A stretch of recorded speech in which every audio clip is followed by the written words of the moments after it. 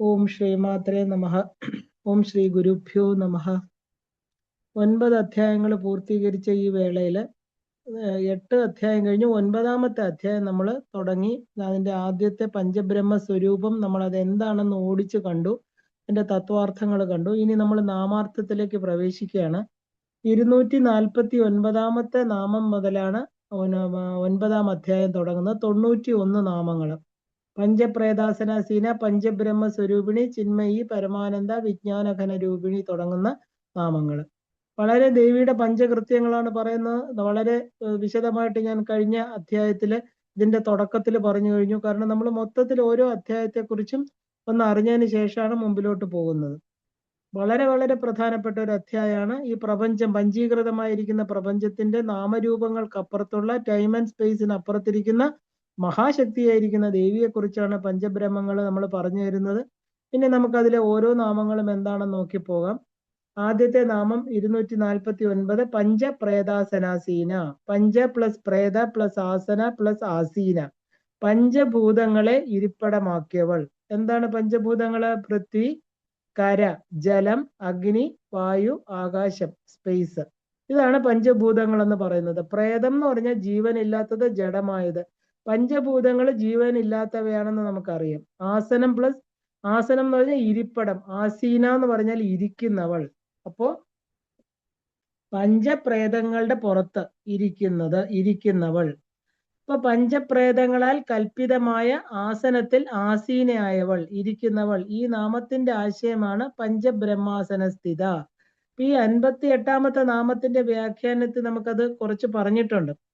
കാരണം ആ നാമത്തിലെ ബ്രഹ്മശബ്ദത്തിന് പകരം ഇവിടെ പ്രേത ശബ്ദം ഉപയോഗിച്ചിരിക്കുന്നു എന്ന് മാത്രമേ ഉള്ളൂ വ്യത്യാസം. ബ്രഹ്മാവ്, വിഷ്ണു, രുദ്രൻ, ഈശ്വരൻ, സദാശിവൻ എന്നീ മൂർത്തികളെ തന്നെയാണ് ഇവിടെ പ്രേത ശബ്ദം കൊണ്ട് കുറിക്കുന്നത്. കാരണം ഇവരെ, അതായത് അവരുടെ ശക്തികളോട് ചേർന്നിരിക്കുമ്പോൾ മാത്രമേ അവരെ പഞ്ചബ്രഹ്മങ്ങളെന്ന് പറയാൻ പറ്റുള്ളൂ. ശക്തിരഹിതമായിട്ടിരിക്കുമ്പോൾ അവരെ പഞ്ചപ്രേതങ്ങളെന്ന് പറയുന്നു. ഇപ്പൊ ശക്തികളോട് കൂടാത്ത സ്ഥിതിയിൽ ഇവർക്ക് ചൈതന്യമില്ലെന്നും പ്രേത സമാനന്മാരാണെന്നും വിവക്ഷ.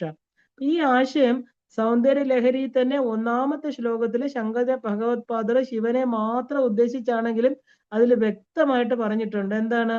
ശിവശക്തിയായുക്തോ യതി ഭവതി ശക്ത പ്രഭവിതം നചേദേവം ദേവോ ന ഖലു കുശല സ്പന്ദിതുമപി അധസ്ത്വാമാരാധ്യം ഹരിഹര വിരിഞ്ചാതിബിരപി പ്രണന്തും സ്തോതും വാ കഥം അകൃത പുണ്യ പ്രഭവതി. അല്ലയോ ദേവി, ശക്തിയോട് ചേർന്നെങ്കിൽ മാത്രമേ ശിവൻ പ്രപഞ്ച സൃഷ്ടി തുടങ്ങിയ കർമ്മങ്ങൾക്ക് ശക്തനായിട്ട് തീരുന്നുള്ളൂ. അങ്ങനെയാണെങ്കിൽ അങ്ങനെ അല്ലെങ്കിൽ ആ ദേവൻ സ്പന്ദിക്കാൻ പോലും കഴിവില്ലാത്തവനാകുന്നു. അതിനാല് വിഷ്ണു, രുദ്രൻ, ബ്രഹ്മാവ് തുടങ്ങിയ ദേവശ്രേഷ്ഠന്മാരാൽ പോലും ഉപാസിക്കപ്പെടുവാൻ യോഗ്യതയുള്ള നിൻ തിരുവടിയെ നമസ്കരിക്കുവാനോ സ്തുതിക്കുവാനോ പൂർവജന്മങ്ങളിൽ പുണ്യം ചെയ്തിട്ടില്ലാത്തവർക്ക് എങ്ങനെ കഴിവുണ്ടാവും? അപ്പോ ശരിക്കും പറഞ്ഞാല് അതിന്റെ അർത്ഥം എന്താ? അനേക ജന്മങ്ങളിലെ പല ദേവത ഉപാസനകൾക്ക് ശേഷം മാത്രമേ ഈ ലളിതാ ത്രിപുര സുന്ദരി എന്ന് പറയുന്ന ദേവിയെ എന്താ പറയാ ചിന്തിക്കാനോ പറയാനോ ജപിക്കാനോ സാധ്യമാകുന്നുള്ളൂ. ബ്രഹ്മ വിഷ്ണുശ്ച രുദ്രശ്ച ഈശ്വരശ്ച സദാശിവ പഞ്ചപ്രേതോ വരാരോഹോ നിശ്ചല ഏവതേ സദാ ബ്രഹ്മണ പരമേശാനി കർത്തൃത്വം സൃഷ്ടിരൂപകം വാമ ശക്തിസ്തു സാ ജ്ഞേയ ബ്രഹ്മപ്രേതോ ന സംശയ. ഇത് ജ്ഞാനാർണവത്തിൽ പറയുന്ന ആശയാണ്. കാരണം ദേവ്യാംശമായ ചൈതന്യം വാമ തുടങ്ങിയ ശക്തികളുടെ രൂപത്തിലെ ബ്രഹ്മാവ തുടങ്ങിയ മൂർത്തികളോട് ചേരുമ്പോൾ മാത്രമേ അവിടെ പ്രപഞ്ച സൃഷ്ടി തുടങ്ങിയ പ്രവർത്തനങ്ങളിൽ ഏർപ്പെടുന്നുള്ളൂ. അല്ലാത്തപ്പോഴോ ചിത് ശക്തിയുടെ ആസനത്തിന് താങ്ങായി പ്രവർത്തനരഹിതമായിട്ടിരിക്കുന്നു. വളരെ വ്യക്തമായിട്ട് പറയുന്നുണ്ടല്ലേ. അപ്പോ പഞ്ചപ്രേതങ്ങളെ താങ്ങുന്ന ആസനത്തിൽ ഇരിക്കുന്ന പഞ്ചബ്രഹ്മ സ്വരൂപിണിയായിരിക്കുന്ന ദേവി. 5 പ്രേതങ്ങളെയാണ് ഇവിടെ പറയുന്നത്. ബ്രഹ്മാവ്, വിഷ്ണു, രുദ്രൻ, ഈശ്വരൻ, സദാശിവൻ. ഇവരാണ് 5 പ്രേതങ്ങൾ അല്ലെ. ബ്രഹ്മാവ് സൃഷ്ടി, വിഷ്ണു സ്ഥിതി, രുദ്രൻ സംഹാരം, ഈശ്വരൻ തിരോധാനം, സദാശിവൻ അനുഗ്രഹം. അപ്പൊ ഇവർക്ക് ശക്തികളായ അവരുടെ ആ ഒരു എന്താ പറയാ അർത്ഥഭാഗമില്ലാതെ അവർക്കൊന്നും ചെയ്യാനാവില്ല. അവര് ജീവനില്ലാത്ത പ്രേതാവസ്ഥയിലാണ്, ശക്തികളില്ലാതെ എന്നർത്ഥം. അപ്പൊ ശക്തികളെല്ലാം തന്നെ ദേവിയുടെ അവതാരം തന്നെയാണ്. വാഗ്ദേവികള് വേറെ ദേവന്മാരെയും ദേവികളെയും ഒന്നും ഈ സഹസ്രനാമത്തിൽ പറയുന്നില്ല. സൗന്ദര്യലഹരിയുടെ ആദ്യ നാമത്തിൽ പറയുന്ന ശിവശക്തിയാ യുക്തം എന്ന് പറയുന്നതും ഇതാണ്. അപ്പൊ അത്രയും പുണ്യമുള്ളവർക്ക് മാത്രമേ ഈ ദേവിയെ ആരാധിക്കാൻ സാധ്യമാകൂ എന്നർത്ഥം. അപ്പൊ ഈ 5 പേരും പ്രപഞ്ച നിർമ്മാണം മുതല് ആ ഒരു പുനരാവിർഭാവം വരെയുള്ള 5 കർമ്മങ്ങള്, അതായത് അവര് ചെയ്യുന്നത് ഈ 5 പേരും ദേവിയെ സ്തുതിച്ചും ഉപാസിച്ചും കൊണ്ടാണെന്ന് അർത്ഥം. ഇപ്പൊ ശക്തിയെ എന്താ പറയാ, ശക്തിയുടെ അനുഗ്രഹം കൊണ്ട് ആ ശക്തി ലഭിച്ചതിന് ശേഷമാണ് പ്രേതങ്ങളായിരുന്ന ഇവര് ഈ ഒരു കർമ്മങ്ങൾക്ക് അവർക്ക് ശക്തി ലഭിച്ചത് എന്നർത്ഥം. അപ്പൊ പഞ്ചപ്രേത ആസന, അതായത് പഞ്ചപ്രേത അസന എന്ന് നമുക്ക് പറയാം. അസന എന്നാൽ തൊടുത്തു വിട്ടതെന്ന അർത്ഥം. അപ്പൊ പഞ്ചപ്രേതങ്ങളെ അസനമാക്കി വച്ചിരിക്കുന്നവൾ. പ്രേതം എന്ന് കേട്ടാല് മനുഷ്യരെ സംബന്ധിച്ച് ശരീരമില്ലാത്ത മായാശക്തികളുള്ള ആത്മാവെന്നാണ് പലരും ധരിച്ചു വച്ചിരിക്കുന്നത്, അല്ലെ? അപ്പൊ മനുഷ്യന്റെ ചലനമില്ലാത്ത ശരീരത്തിനെയും പ്രേതം എന്ന് പറയാറുണ്ട്. അപ്പൊ മൃതദേഹം എന്നാല് ജീവൻ പോയതെന്ന അർത്ഥം. അപ്പൊ പ്രപഞ്ചമാകുന്ന ചക്രം താങ്ങുന്നതിന് വേണ്ടി തന്റെ ശക്തി 5 പ്രേതങ്ങളിലേക്ക് സന്നിവേശിപ്പിച്ചിരിക്കുകയാണ് പരാശക്തിയായിരിക്കുന്ന സാക്ഷാൽ ലളിതാ ത്രിപുര സുന്ദരി. എല്ലാ കർമ്മവും പരാശക്തിയിലാണ് നിർവഹിക്കുന്നതെങ്കിലും ഓരോ കർമ്മത്തിനും ഓരോ മാധ്യമങ്ങൾ ആവശ്യമാണ്, അല്ലേ? ഇപ്പൊ ഒരു തൊഴിൽ ശാലയില് വിവിധ ആളുകൾ അവനവന്റെ തൊഴിലുകൾ ചെയ്യുന്ന പോലെ ഈ പ്രപഞ്ചമാകുന്ന തൊഴിൽശാലയിലെ വിവിധ കർമ്മങ്ങൾ നിർവഹിക്കുന്നവരാണ് ഇവര്. ഇവിടെ 5 പ്രധാന തൊഴിൽ പദവികൾ മാത്രമാണുള്ളത്. എന്തൊക്കെയാണ്? സൃഷ്ടി, സ്ഥിതി, സംഹാരം, തിരോധാനം, അനുഗ്രഹം. ഒരു നല്ല തൊഴിലുടമയ്ക്ക് മാത്രമേ സ്ഥാപനത്തെ നന്നായിട്ട് കൊണ്ടുപോകാൻ സാധിക്കൂ.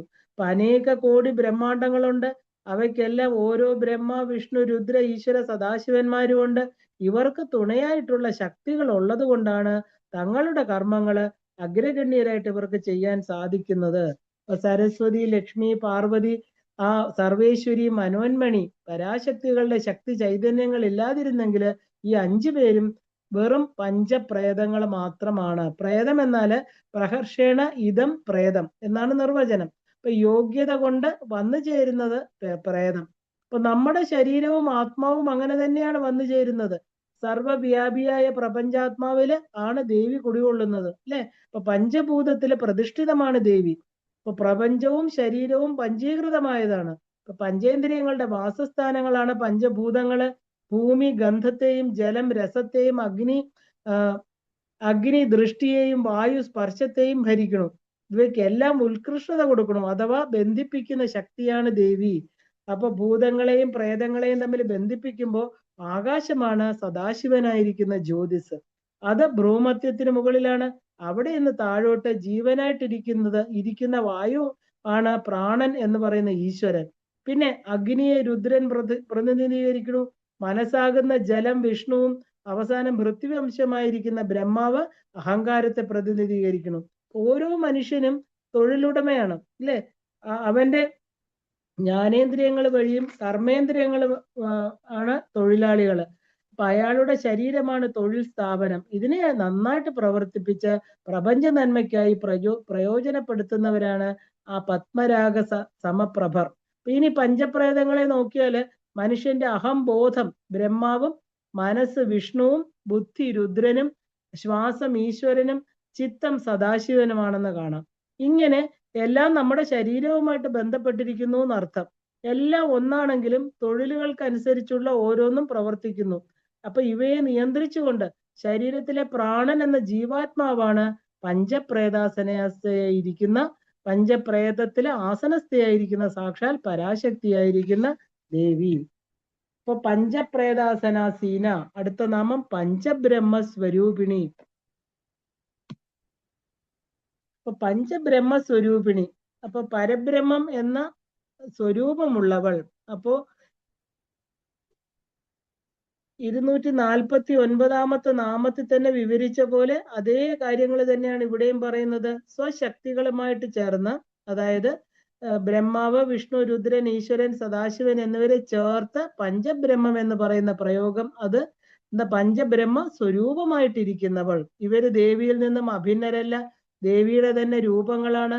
ആ ഒരു ശക്തിയായി യുക്തരായിട്ടിരിക്കുമ്പോൾ പഞ്ചപ്രേതങ്ങളായിട്ടിരിക്കുന്ന ഇവര് ദേവ്യംശം തന്നെയായിരിക്കുന്ന ശക്തികളോട് ചേർന്ന് പ്രപഞ്ച പ്രവർത്തനത്തിന് കാരണമാകുന്നു. അപ്പോ പഞ്ചബ്രഹ്മം എന്നുള്ളത് ത്രിപുര സിദ്ധാന്തത്തിൽ പറയണു. അത് എന്താ പറയാ, ഈശാനൻ, തത്പുരുഷൻ, അഘോരൻ, വാമദേവൻ, സദ്യോജാതൻ എന്നീ മൂർത്തികള് എന്നും, എന്താ ക്ഷേത്രജ്ഞൻ, പ്രകൃതി, ബുദ്ധി, അഹങ്കാരം, മനസ്സ് എന്നിവയെന്നും, ശ്രോത്രം, ത്വക്ക്, ചക്ഷുസ്, ജിഹ്വ, ഉപസ്ഥം തുടങ്ങിയ എന്നിവയെന്നും, ശബ്ദാദികളായിരിക്കുന്ന പ്രപഞ്ച തന്മാത്രകളെന്നും, ആകാശാദികളായിരിക്കുന്ന പഞ്ചഭൂതങ്ങളെന്നും, വാസുദേവൻ, സംഘർഷണൻ, പ്രദ്യുമ്നൻ, അനിരുദ്ധൻ, നാരായണൻ എന്ന മൂർത്തികൾ, അതാണ് നമ്മൾ ചതുർവ്യൂഹം എന്ന് പറയുന്നത്. സന്ദർഭ ഗുണമായിട്ട് വ്യാഖ്യാന ഭേദം നമുക്ക് എടുക്കാം. ഇവയെല്ലാം തന്നെ ദേവി സ്വരൂപങ്ങളായതുകൊണ്ട് ദേവി പഞ്ചബ്രഹ്മ സ്വരൂപിണി. അപ്പൊ പഞ്ചബ്രഹ്മ സ്വരൂപിണിയായിരിക്കുന്ന ദേവി, നമ്മള് ഈ എന്താ പറയാ പഞ്ചകൃത്യങ്ങൾ മനസ്സിലാക്കി കഴിഞ്ഞാല് പഞ്ചബ്രഹ്മ സ്വരൂപത്തെ നമ്മൾ മനസ്സിലാക്കേണ്ടതായിട്ടുണ്ട്, ഇല്ലേ? കാരണം അതാണ് ഇപ്പൊ നമ്മൾ ഇത്രയും വിശദീകരിച്ചത് കാണാൻ കാരണം. ഈ ഒരു മഹാലയനം കഴിഞ്ഞാൽ പിന്നെ പ്രപഞ്ചം എന്നത് ഇല്ല. നമ്മൾ മഹാതാണ്ഡവ സാക്ഷിണി എന്നുള്ള ഒരു നാമത്തില് ദേവി താണ്ഡവം, അവസാനത്തെ താണ്ഡവത്തില് ദേവി തന്റെ ഈ പ്രപഞ്ചത്തെ സ്വശരീരത്തിലേക്ക് ലയിപ്പിക്കുന്നു. ശിവനും ശക്തിയും ഒന്നായിട്ട് തീരുന്നു. അപ്പൊ ശിവന്റെ ഈ താണ്ഡവത്തിന് സാക്ഷിണിയായിട്ട് നിൽക്കുന്നവൾ മഹാതാണ്ഡവ സാക്ഷിണി. ഈ മഹാലയനം കഴിഞ്ഞാൽ പിന്നെ പ്രപഞ്ചം ഇല്ല, അല്ലെ? അപ്പൊ ഈ കാണപ്പെടുന്ന ഭൂഖണ്ഡങ്ങള്, മലകള്, സമുദ്രങ്ങള്, പഞ്ചഭൂതങ്ങൾ ഒന്നുമില്ലാത്ത അവസ്ഥയാണ്. ഇതാണ് ബ്രഹ്മത്തിന്റെ ആ ഒരു മഹാപ്രളയാവസ്ഥ എന്ന് പറയുന്നത്. ഇത് സംഭവിക്കുന്ന ശിവൻ തന്റെ മഹാതാണ്ഡവം തുടങ്ങുമ്പോഴാണ്. ഈ മഹാദേവന്റെ താണ്ഡവം എന്നത് വളരെയധികം ഭയാനകവും ശക്തിയേറിയതുമാണ്. ഈ താണ്ഡവം തുടർന്നുകൊണ്ടേ ഇരിക്കുമ്പോൾ തന്നെ പ്രപഞ്ചം അനേക കോടി ബ്രഹ്മാണ്ടങ്ങള് എന്ന നാമരൂപങ്ങള് ആ മഹാശക്തിയിൽ ലയിച്ചു ചേരും. കാലം പോലും അസ്തമിക്കും. പിന്നെ ഇതിന്റെ ഒരു റിവേഴ്സ് പ്രോസസ്സാണ് ആരംഭിക്കുന്നത്. ഇപ്പൊ പഞ്ചഭൂതങ്ങൾ മാത്രമായിരിക്കും ആദ്യം ഉണ്ടായിരിക്കുന്നത്, അവസാനവും ഈ പഞ്ചഭൂതങ്ങൾ മാത്രമേ കാണുന്നുള്ളൂ. പിന്നെ അതും തന്മാത്ര സ്വരൂപത്തില് ശിവത്തില് ലയിച്ചു ചേരും. ഇപ്പൊ ശിവനും ശക്തിയും മാത്രം അവശേഷിക്കുന്നു. ശരിക്കും പറഞ്ഞാല് ശക്തി മാത്രമാണ് ശിവന്റെ മഹാതാണ്ഡവത്തിന് സാക്ഷിണിയായിട്ടുള്ളത്. അപ്പൊ ദേവി പരമകാരുണ്യ സ്വരൂപിണിയായിരിക്കുന്ന അമ്മയാണ്. ഇപ്പൊ പ്രപഞ്ച ചരാചരങ്ങളുടെ എല്ലാം തന്നെ, അല്ലെ? ഇപ്പൊ ശിവൻ ആ ഒരു ഭയാനക സ്വരൂപമായിരിക്കുമ്പോൾ ദേവിക്ക് നോക്കാൻ കൂടെ സാധ്യമല്ല. പിന്നെ അവസാനം അവർ വീണ്ടും സംയോജിക്കും. ഇപ്പൊ തിരോധാനം എന്ന് പറയുന്ന കൃത്യം സംഭവിക്കണമെങ്കിൽ ശിവനും ശക്തിയും വേറിട്ട് തന്നെ ഇരിക്കണം, ഇല്ലേ? അവരൊന്നിക്കുമ്പോ ശക്തി ശിവനെ ശരിക്കും പറഞ്ഞ അനിഹിലേഷൻ എന്ന് പറഞ്ഞാൽ എല്ലാത്തിനും തന്നിലേക്ക് ആകർഷിച്ച് ചേർക്കുന്നത്, അതിനെയാണ് ആ തിരോധാന കർമ്മം. അപ്പൊ അങ്ങനെ അവര് എന്താ പറയാ, ശിവനും ശക്തിയും വേറിട്ട് തന്നെ ഇരുന്നില്ലെങ്കിൽ ഈ തിരോധാനം എന്ന കർമ്മത്തിന് അനുവദിക്കില്ല. കാരണം അത് നടക്കില്ല, അല്ലെ? അപ്പൊ ശിവൻ തിരോധാനം എന്ന് പറയുന്ന പ്രപഞ്ചത്തെ മുഴുവൻ തന്നിലേക്ക് ലയിപ്പിക്കുന്ന പ്രക്രിയ ചെയ്യുമ്പോൾ ആ ഒരു ശക്തി എല്ലാത്തിനും സാക്ഷിയായിട്ട് നിൽക്കുന്നേ ഉള്ളൂ. 571 നാമത്തിൽ ഇതിനെയാണ് മഹാപ്രളയ സാക്ഷിണി എന്ന് പറയുന്നത്. അപ്പൊ ദേവിക്ക് തന്റെ മക്കളെ സംരക്ഷിക്കുക എന്നാണ് ലക്ഷ്യം. അപ്പൊ ശിവതാണ്ഡവത്തിന്റെ അവസാനം ദേവി ശിവനോടൊപ്പം നാട്യം ചെയ്യുന്നുവെന്നും ഇത് ഭയം ജനിപ്പിക്കുന്നതല്ല എന്നും അറിയണം. കാരണം സൗന്ദര്യമാണ് ഇതിലുള്ളത്. അപ്പൊ ദേവിയുടെ നൃത്തം കാണുന്ന ശിവൻ പതുക്കെ പതുക്കെ തന്റെ മംഗള സ്വരൂപത്തിലേക്ക് എത്തുന്നു. ഈ പ്രപഞ്ച ലയനം സംഭവിച്ചത് ശിവനിലാണ്, അല്ലെ? അതിനെ ഒരു ഹിരണ്യ ഗർഭം എന്ന് പറയുന്നത്, അതായത് ഗോൾഡൻ എഗ് എന്നുള്ള രൂപത്തിൽ നമ്മൾ തിരോധാനം ചെയ്തു എന്നർത്ഥം. അപ്പൊ എല്ലാ പൊരുളുകളും ഒന്നിച്ച് ലയിച്ചു ചേർന്നത്. ഇത് ഒരു മുട്ട അഥവാ ഒരു വിത്തിന്റെ രൂപത്തിൽ ശിവൻ കൈവശം വച്ചിരിക്കുന്നു എന്ന് പറയണം. അതുകൊണ്ടാണ് ഹിരണ്യ ഗർഭം, ഇല്ലേ, കോസ്മിക് എഗ് എന്നൊക്കെ നമ്മൾ പറയുന്നത്. അപ്പോ ദേവിയുടെ അപേക്ഷ പ്രകാരം ആ ഹിരണ്യഗർഭം ഭഗവാൻ ദേവിക്ക് കൈമാറുന്നു, ഇല്ലേ? നമ്മള് നവദുർഗ സങ്കല്പത്തിൽ നമ്മൾ കണ്ടു കൂഷ്മാണ്ഡ രൂപിണി, അല്ലെ? ആ ഹിരണ്യഗർഭ സങ്കല്പമാണ് അവിടെ വരുന്നത്. അപ്പോ ആ ശിവൻ ഈ കോസ്മിക് എഗ്ഗിനെ ദേവിക്ക് കൊടുക്കുകയാണ്. ഇതിനെയാണ് അനുഗ്രഹം എന്ന് പറയുന്നത്, അല്ലെങ്കിൽ സാൽവേഷൻ എന്ന് പറയുന്നത്. അപ്പൊ അടുത്ത സൃഷ്ടിചക്രം അവിടെ തുടങ്ങുന്നതിന് തൊട്ടു മുമ്പുള്ള അവസ്ഥയാണിത്. അപ്പൊ ഇപ്പോ ശക്തി ശിവനിൽ നിന്നും എല്ലാം ഏറ്റുവാങ്ങി, ഇല്ലേ? പ്രപഞ്ചത്തിന്റെ പഞ്ചകൃത്യങ്ങൾ ഏറ്റുവാങ്ങുകയാണ് അമ്മ. അപ്പൊ ശിവന്റെ സ്വതന്ത്ര ശക്തിയായിട്ടിരിക്കുകയാണ് ഇവിടെ ദേവി. അപ്പൊ ശരിക്കും പവർ ഓഫ് അറ്റോണി ആര് കൊടുത്തു? ദേവി, അല്ലെ? ദേവിക്ക് കൊടുത്തിരിക്കുകയാണ് ശിവൻ എല്ലാം ചെയ്യാനുള്ള അധികാരം. ഇപ്പൊ ബ്രഹ്മത്തിന് ശക്തിയില്ലാതെ പ്രവർത്തിക്കാൻ സാധ്യമല്ല. അതുകൊണ്ട് പഞ്ചപ്രേതങ്ങളായിരിക്കുന്ന ബ്രഹ്മ, വിഷ്ണു, രുദ്ര, ഈശ്വര, സദാശിവന്മാർക്ക് ദേവി ഇല്ലാതെ പ്രവർത്തിക്കാൻ സാധ്യമല്ല എന്ന് പറയുന്ന അതുകൊണ്ടാണ്. അപ്പോഴാണ് അവർ പഞ്ചബ്രഹ്മ സ്വരൂപങ്ങളായിട്ട് തീരുന്നത്. ഇപ്പൊ ബ്രഹ്മത്തിന്റെ 5 പ്രവൃത്തികൾ ചെയ്യുന്ന ദേവി പഞ്ചബ്രഹ്മസ്വരൂപിണി. ഇപ്പൊ ഹിരണ്യഗർഭനെ കുറിച്ച് പറയുമ്പോൾ ബ്രഹ്മത്തിന് 4 സ്റ്റേജസ് ഉണ്ടെന്ന് അറിയണം. അവ്യക്തം, ഹിരണ്യഗർഭം അഥവാ ആ ഒരു സൂത്രാത്മ, വിരാട്. ശരിക്കും പറഞ്ഞാൽ ഫസ്റ്റ് സ്റ്റേറ്റ് എന്ന് പറയുന്നത് അവ്യക്തമാണ്. ശരിക്കും അൺമാനിഫെസ്റ്റഡ് സ്റ്റേറ്റ് ആണത്. അപ്പൊ അതിനെ നമ്മൾ തുരീയ അവസ്ഥ എന്നാണ് പറയുന്നത്. ജാഗ്രത, സ്വപ്ന, സുഷുപ്തിക്ക് അപ്പുറമുള്ള ഒരു അവസ്ഥയാണിത്. അടുത്ത അവസ്ഥ ഈശ്വരൻ എന്നത്. ഇതിനെയാണ് പ്രപഞ്ചത്തിന് കാരണമായിരിക്കുന്ന മായ. മൂന്നാമത്തെ അവസ്ഥയാണ് നമ്മൾ ഹിരണ്യഗർഭം എന്ന് പറയുന്ന പ്രപഞ്ചത്തെ മുഴുവൻ ഒരു സ്വർണ്ണ മുട്ടയിൽ ഒതുക്കിയ പ്രകാശമാനമായിരിക്കുന്ന തലം. ഏറ്റവും അവസാനത്തതാണ് വിരാട് എന്ന് പറയുന്നത്. സ്ഥൂല പ്രപഞ്ചമാണത്. ശരിക്കും പറഞ്ഞാല് ആ ഒരു എന്താ പറയാ, ഈശ്വരന്റെ സന്തോഷം, അതായത് ഒരു transmigration of divine happiness that is visible to our eyes. നമ്മുടെ നേത്രങ്ങൾക്ക് ഗോചരമായിരിക്കുന്ന നാമരൂപങ്ങളെ ഉണ്ടാക്കുന്നു. ഈ വിരാടിനെ വൈശ്വാനരൻ എന്നും പറയാറുണ്ട്, ഇല്ലേ? ഇതിന്റെ അർത്ഥം എല്ലാം തന്നെ നോക്കുകയാണെങ്കിൽ ശരിക്കും പറഞ്ഞത് എല്ലാവർക്കും സ്വന്തമായതെന്നാണ് അർത്ഥം. അതായത് ഓംനി പ്രസന്റ് അഥവാ നാമരൂപങ്ങൾ ഇല്ലാത്തത്, എല്ലായിടത്തും നിറഞ്ഞത്, ആരാധിക്കപ്പെടുന്നത്, അല്ലെ? യൂണിവേഴ്സൽ, ജനറൽ, കോമൺ എന്നൊക്കെ നമുക്ക് പറയാം. ഇതിനെയാണ് നമ്മൾ വൈശ്വാനരൻ എന്ന് പറയുന്നത്. അപ്പൊ ഭഗവാൻ പറയണു, അഹം വൈശ്വാനരോ ഭൂത്വ പ്രാണിനാം ദേഹം ആശ്രിതാഹ പ്രാണാപാന സമായുക്തം പചാമന്നം ചതുർവിധം. ഭഗവാൻ ഭഗവത്ഗീതയിൽ പറയണു, ഞാൻ തന്നെയാണ് വൈശ്വാനര രൂപത്തിൽ എല്ലാവരുടെ ഉള്ളില് നമ്മുടെ കഴിക്കുന്ന ആഹാരത്തെ ദഹിപ്പിക്കുന്നത്. പചാമന്നം, നമ്മുടെ അന്നം. പ്രാണ, അപാന, ഉദാന സമാനന്മാരായിട്ട് 5 പ്രാണസ്വരൂപമായിട്ട് എല്ലാവരുടെ ഉള്ളിലിരിക്കണം ഞാൻ തന്നെയാണെന്ന് പറയുന്നു, അല്ലേ? അപ്പൊ ഈ എന്താ പറയാ, വളരെയധികം നമ്മൾ ഈ പ്രപഞ്ചം എങ്ങനെ ഉണ്ടായി, അത് എങ്ങനെ നിലനിൽക്കുന്നു എന്നുള്ള കാണിക്കുന്ന ആ ഒരു നാമമാണ് ശരിക്കും പറഞ്ഞാല് ഈ പഞ്ചപ്രേതാസനാസീന പഞ്ചബ്രഹ്മസ്വരൂപിനെ. അപ്പൊ പ്രപഞ്ചം എന്ന നാമരൂപങ്ങൾ എങ്ങനെ വന്നു എന്നുള്ളത് നമുക്ക് വ്യക്തമായിട്ട് മനസ്സിലാവണം, അല്ലെ? അടുത്ത നാമം ചിന്മയി. ചിത്ത പ്ലസ് മയി. ചിത്തം എന്ന് പറഞ്ഞാൽ ജ്ഞാനം, അല്ലെ? ജ്ഞാനം രൂപമായിട്ടിരിക്കുന്നവൾ ചിന്മയി.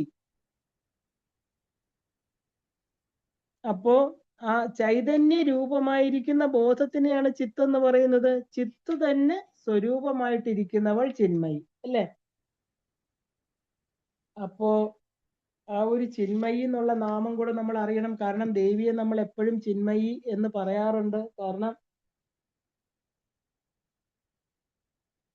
ആ ദേവിയെ നമ്മൾ പ്യുവർ കോൺഷ്യസ്, കാരണം അമ്മയെ നമ്മൾ പറയുന്നത് she is the form of pure consciousness എന്നാണ്, അല്ലെ? ഇവിടെ ചിത്ത് എന്നാല് അർത്ഥം പ്യുവർ കോൺഷ്യസ്നെസ് എന്ന് തന്നെയാണ്. കാരണം ത്രിപുടി ഇല്ലാത്ത ശുദ്ധ ബോധം. ത്രിപുടി എന്ന് പറഞ്ഞാൽ നമുക്കറിയാം ജ്ഞാനജ്ഞാതൃജ്ഞേയങ്ങൾ, ഇല്ലേ? അറിയുന്നത്, അറിയുന്നവൻ, അറിയപ്പെടുന്നത്, അല്ലെ? അറിയപ്പെടുന്ന ആ ബോധം, അറിയപ്പെടുന്ന ആ ഒരു ജ്ഞാനം. അപ്പൊ ഈ ത്രിപുടി ഇല്ലാത്ത പൂർണ്ണാവസ്ഥ, ഈ ത്രിപുടിയെ ഭേദിച്ചാൽ മാത്രമേ നമുക്ക് പൂർണ്ണാവസ്ഥയെ അറിയാൻ സാധിക്കുന്നുള്ളൂ. അപ്പോ ആ ഒരു കോൺഷ്യസ്നെസ് അഥവാ ചിത്ത് ആരംഭിക്കുന്നത് തന്നെ അത് കോസ്മിക് കോൺഷ്യസ്നെസ് ആയിട്ട് അഥവാ ഈശ്വരനായിട്ട് പ്രതിബിംബിക്കുമ്പോഴാണ്, അല്ലെ? പക്ഷെ അതിന്റെ ആ സർവജ്ഞത്വം, സർവവ്യാപിത്വം, അല്ലെ? ആ ഒരു ഓംനിപൊട്ടൻസ്, അല്ലെ? ഇതെല്ലാം തന്നെ ജനിച്ചത് ആ ഒരു ഇൻഡിവിജ്വൽ കോൺഷ്യസ്നെസ് ആയിട്ട് റിഫ്ലക്ട് ചെയ്യുമ്പോൾ അത് ആബ്സല്യൂട്ട് കോൺഷ്യസ്നെസ്സിൽ നിന്ന് ലിമിറ്റഡ് ആയിട്ട്, അതായത് പൂർണ്ണ ബ്രഹ്മത്തിൽ നിന്ന് ലിമിറ്റഡ് ആയിട്ട് അത് ഇൻഡിവിജ്വൽ കോൺഷ്യസ്നെസ്സിലേക്ക് ചുരുക്കപ്പെടുന്നു. ഇതാണ് ശിവൻ ജീവനായിട്ട് തീരുന്നു. എല്ലായിടത്തും വ്യാപിച്ചു കിടക്കുന്ന ശക്തി പലതായിട്ട് എന്താ പറയാ മുറിക്കപ്പെടുന്നു, അല്ലെ? ഓരോ പ്രാണികൾക്ക് ഉള്ളില് ഓരോ തുള്ളികളായിട്ട് അത് പ്രവേശിക്കുന്നു. അപ്പൊ ഇതിനെയാണ് നമ്മൾ ചിത്തം, അല്ലെങ്കിൽ ചിത്തം എന്ന് പറഞ്ഞാൽ ശരിക്കും പറഞ്ഞാൽ ഇൻഡിവിജ്വൽ കോൺഷ്യസ്നെസ് എന്ന് തന്നെയാണ് അർത്ഥം. അതായത് വ്യക്തിഗതമായിരിക്കുന്ന ബോധം. അപ്പൊ ഈ ചിത്തിൽ നിന്ന് വ്യത്യാസമാണ് ചിത്തം എന്ന് പറയുന്നത്. കാരണം കോസ്മിക് കോൺഷ്യസ്നെസ് അല്ലെങ്കിൽ നമ്മൾ ആ ഒരു ബ്രഹ്മൻ എന്നൊക്കെ പറഞ്ഞു കഴിഞ്ഞാൽ ശരിക്കും മാക്രോകോസം, അല്ലേ?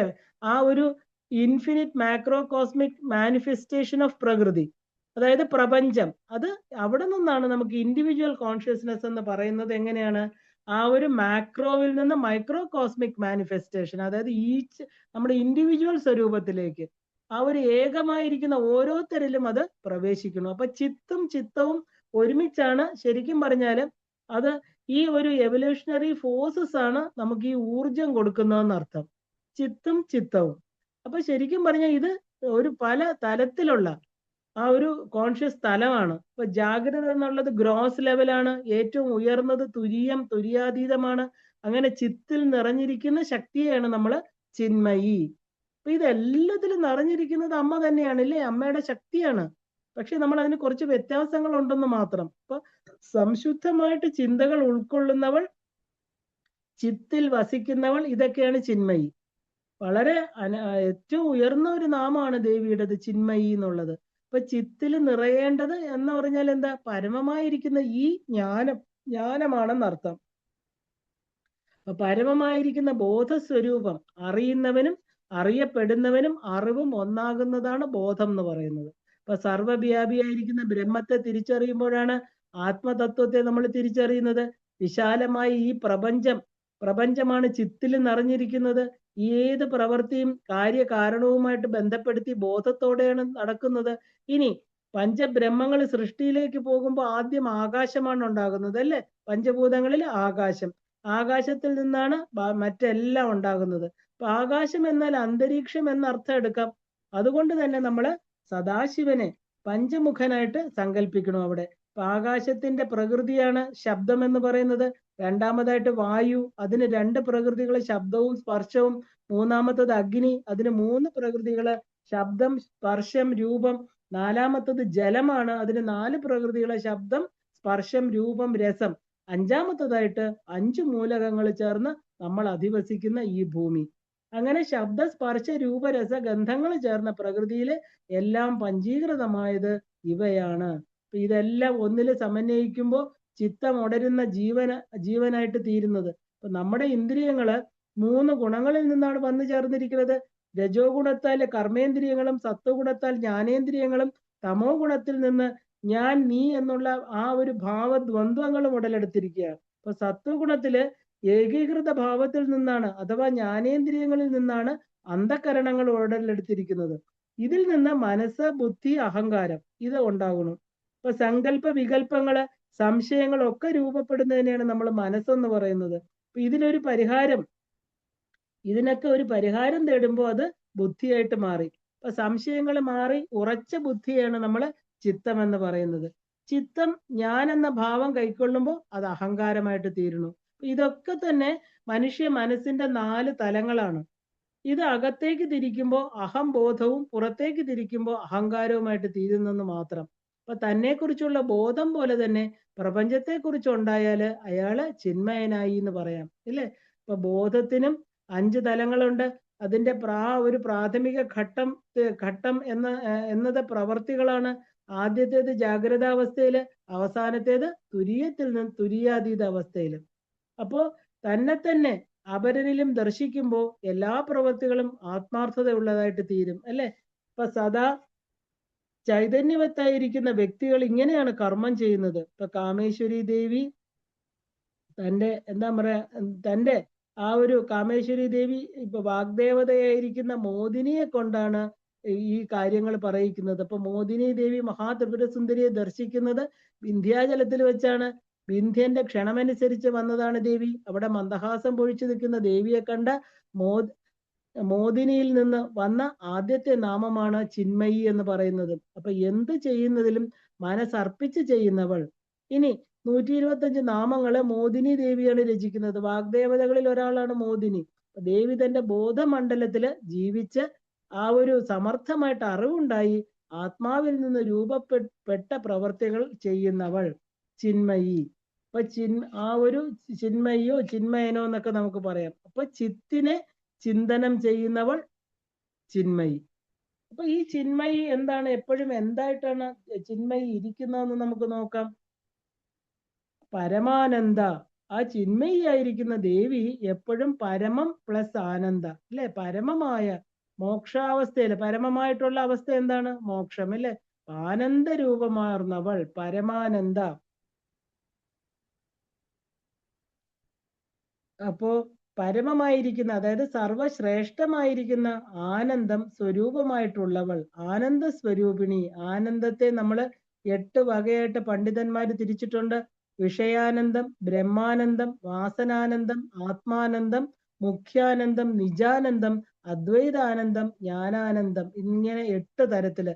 ഇതില് ആ ഒരു ജ്ഞാനാനന്ദമാണ് സർവശ്രേഷ്ഠമെന്ന ജ്ഞാനികളും ആ ഒരു ബ്രഹ്മാനന്ദം സർവശ്രേഷ്ഠമെന്ന അദ്വൈതവാദികളും അഭിപ്രായപ്പെടുന്നുണ്ട്.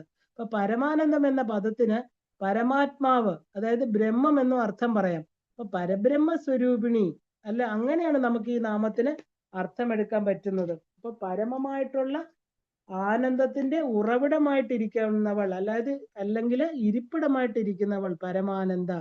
കഴിഞ്ഞ നാമത്തിൽ നമ്മൾ ചിന്മയിയുടെ തുടർച്ച തന്നെയാണ് ഈ നാമം. ചിത് ശക്തി ശുദ്ധമാകുമ്പോൾ സമാധി അഥവാ ആനന്ദ അവസ്ഥയിൽ എത്തിച്ചേരുന്നു എന്നർത്ഥം. മായ എപ്പോ ഇല്ലാതാകുന്നു അപ്പോൾ മാത്രമാണ് ഈ അവസ്ഥയിൽ എത്താൻ സാധിക്കുന്നത്. അപ്പൊ ഈ മായ അഥവാ ഇല്യൂഷൻ ഇല്ലാതാണെങ്കിൽ എന്താ വേണ്ടത്? സദാ ചിന്മയെ ധ്യാനിക്കണം, അല്ലെ? തന്റെ ലൗകിക പ്രവൃത്തികൾ നിർത്തണം എന്നല്ല ഇതിനർത്ഥം. അപ്പൊ 24 മണിക്കൂറിൽ കുറച്ച് സമയം ഒരിടത്തിരുന്ന് സമാധാനമായിട്ട് ഈ ശക്തിയെക്കുറിച്ച് മാത്രം ചിന്തിക്കണം. അപ്പൊ ഈ ചിന്തകളെല്ലാം ദേവിയെ ഹൃദയപത്മത്തില് ശരിക്കും പറഞ്ഞ ഒരു വിറ്റ്നസ് ആക്കിക്കൊണ്ട്, ഒരു സാക്ഷിഭാവത്തിൽ ഇരുത്തി വേണം നമ്മൾ ചിന്തിക്കാൻ. അഥവാ തന്റെ എല്ലാ കർമ്മങ്ങളെയും നിരീക്ഷിക്കുന്ന വ്യക്തിയായിട്ട് കണ്ട് ആ ദേവിയെ സദാ ധ്യാനിക്കണം. ഇതിനെയാണ് നമ്മൾ ആത്മദർശനം, സെൽഫ് റിയലൈസേഷൻ എന്നൊക്കെ പറയുന്നത്. അപ്പൊ എല്ലാം ദേവിയുടെ സമക്ഷത്തിൽ ചെയ്യണു. അമ്മ ഞാനിത് ചെയ്യണു, അമ്മ ഇവിടെ സമർപ്പിക്കണു, അമ്മ ഞാനിത് ചെയ്യട്ടെ, ഇതൊക്കെ നമുക്ക് ചോദിക്കാം. കാരണം നമ്മുടെ ആത്മാവാര അമ്മ തന്നെയാണല്ലേ. സുഖ ദുഃഖങ്ങള് എന്താണ് എന്ന ചോദ്യത്തിന് ഉത്തരം നമുക്ക് അപ്പോൾ ലഭിക്കും. എന്ത് ഫലങ്ങള് നല്ലതായാലും മോശപ്പെട്ടതായാലും എല്ലാം അമ്മയുടെ അധ്യക്ഷതയിലാണ് നടക്കുന്നതെന്ന് ഉറപ്പായാല് അവിടെ എല്ലാം സമർപ്പിക്കാം നമുക്ക്. അവിടെ നല്ലതും മോശവും ഇല്ല.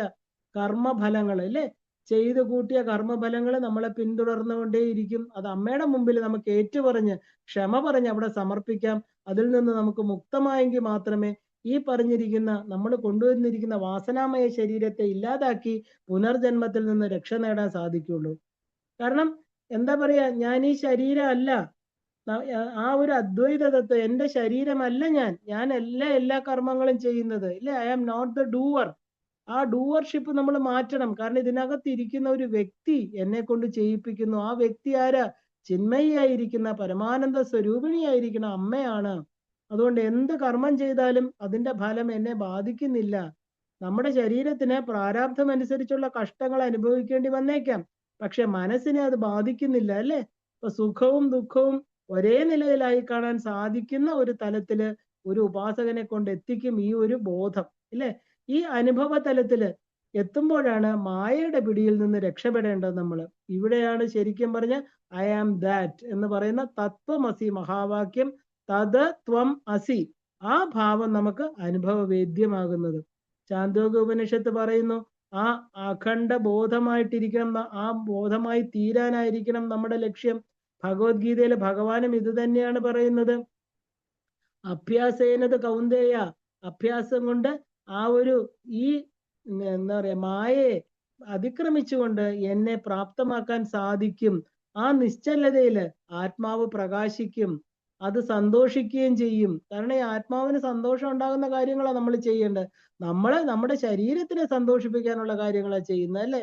ഈ ആത്മാവിനെ കുറിച്ച് പറയുമ്പോ അവിടെ സമർപ്പിക്കുമ്പോ അത് കൂടുതൽ പ്രകാശമാനായിട്ട് തീരും. അത് മാത്രമല്ല, അതിന്റെ അനുഗ്രഹം, സന്തോഷം എന്ന് പറഞ്ഞാൽ എന്താ? അനുഗ്രഹം തന്നെ. ദുഃഖം എന്ന് പറഞ്ഞാൽ ശാപം, അല്ലേ? അപ്പൊ ആത്മാവിന്റെ അനുഗ്രഹം നമുക്കുണ്ടാകും. ഈ അവസ്ഥയെ കാണിച്ചു തരുന്നത് ആരോ ആ സത്യത്തെയാണ് നമ്മൾ ഗുരു എന്ന് പറയുന്നത്. അപ്പൊ അഖണ്ഡ മണ്ഡലാകാരം വ്യാപ്തമേന ചരാചരം തത്പദം ദർശിതം മേന തസ്മൈ ശ്രീ ഗുരവേ നമ. നമുക്ക് യഥാർത്ഥമായിരിക്കുന്ന പരമാനന്ദത്തെ കാണിച്ചു തരുന്ന ശക്തിയാണ് നമ്മൾ ഗുരു എന്ന് പറയുന്നത്, അല്ലേ? ആ ഒരു അന്ധകാരത്തെ മാറ്റിക്കൊണ്ട് പ്രകാശമാണ് നിന്റെ ഉള്ളിൽ ഇരിക്കുന്നതെന്ന് കാണിച്ചു തരുന്ന ആരോ ആ വ്യക്തി ഗുരു.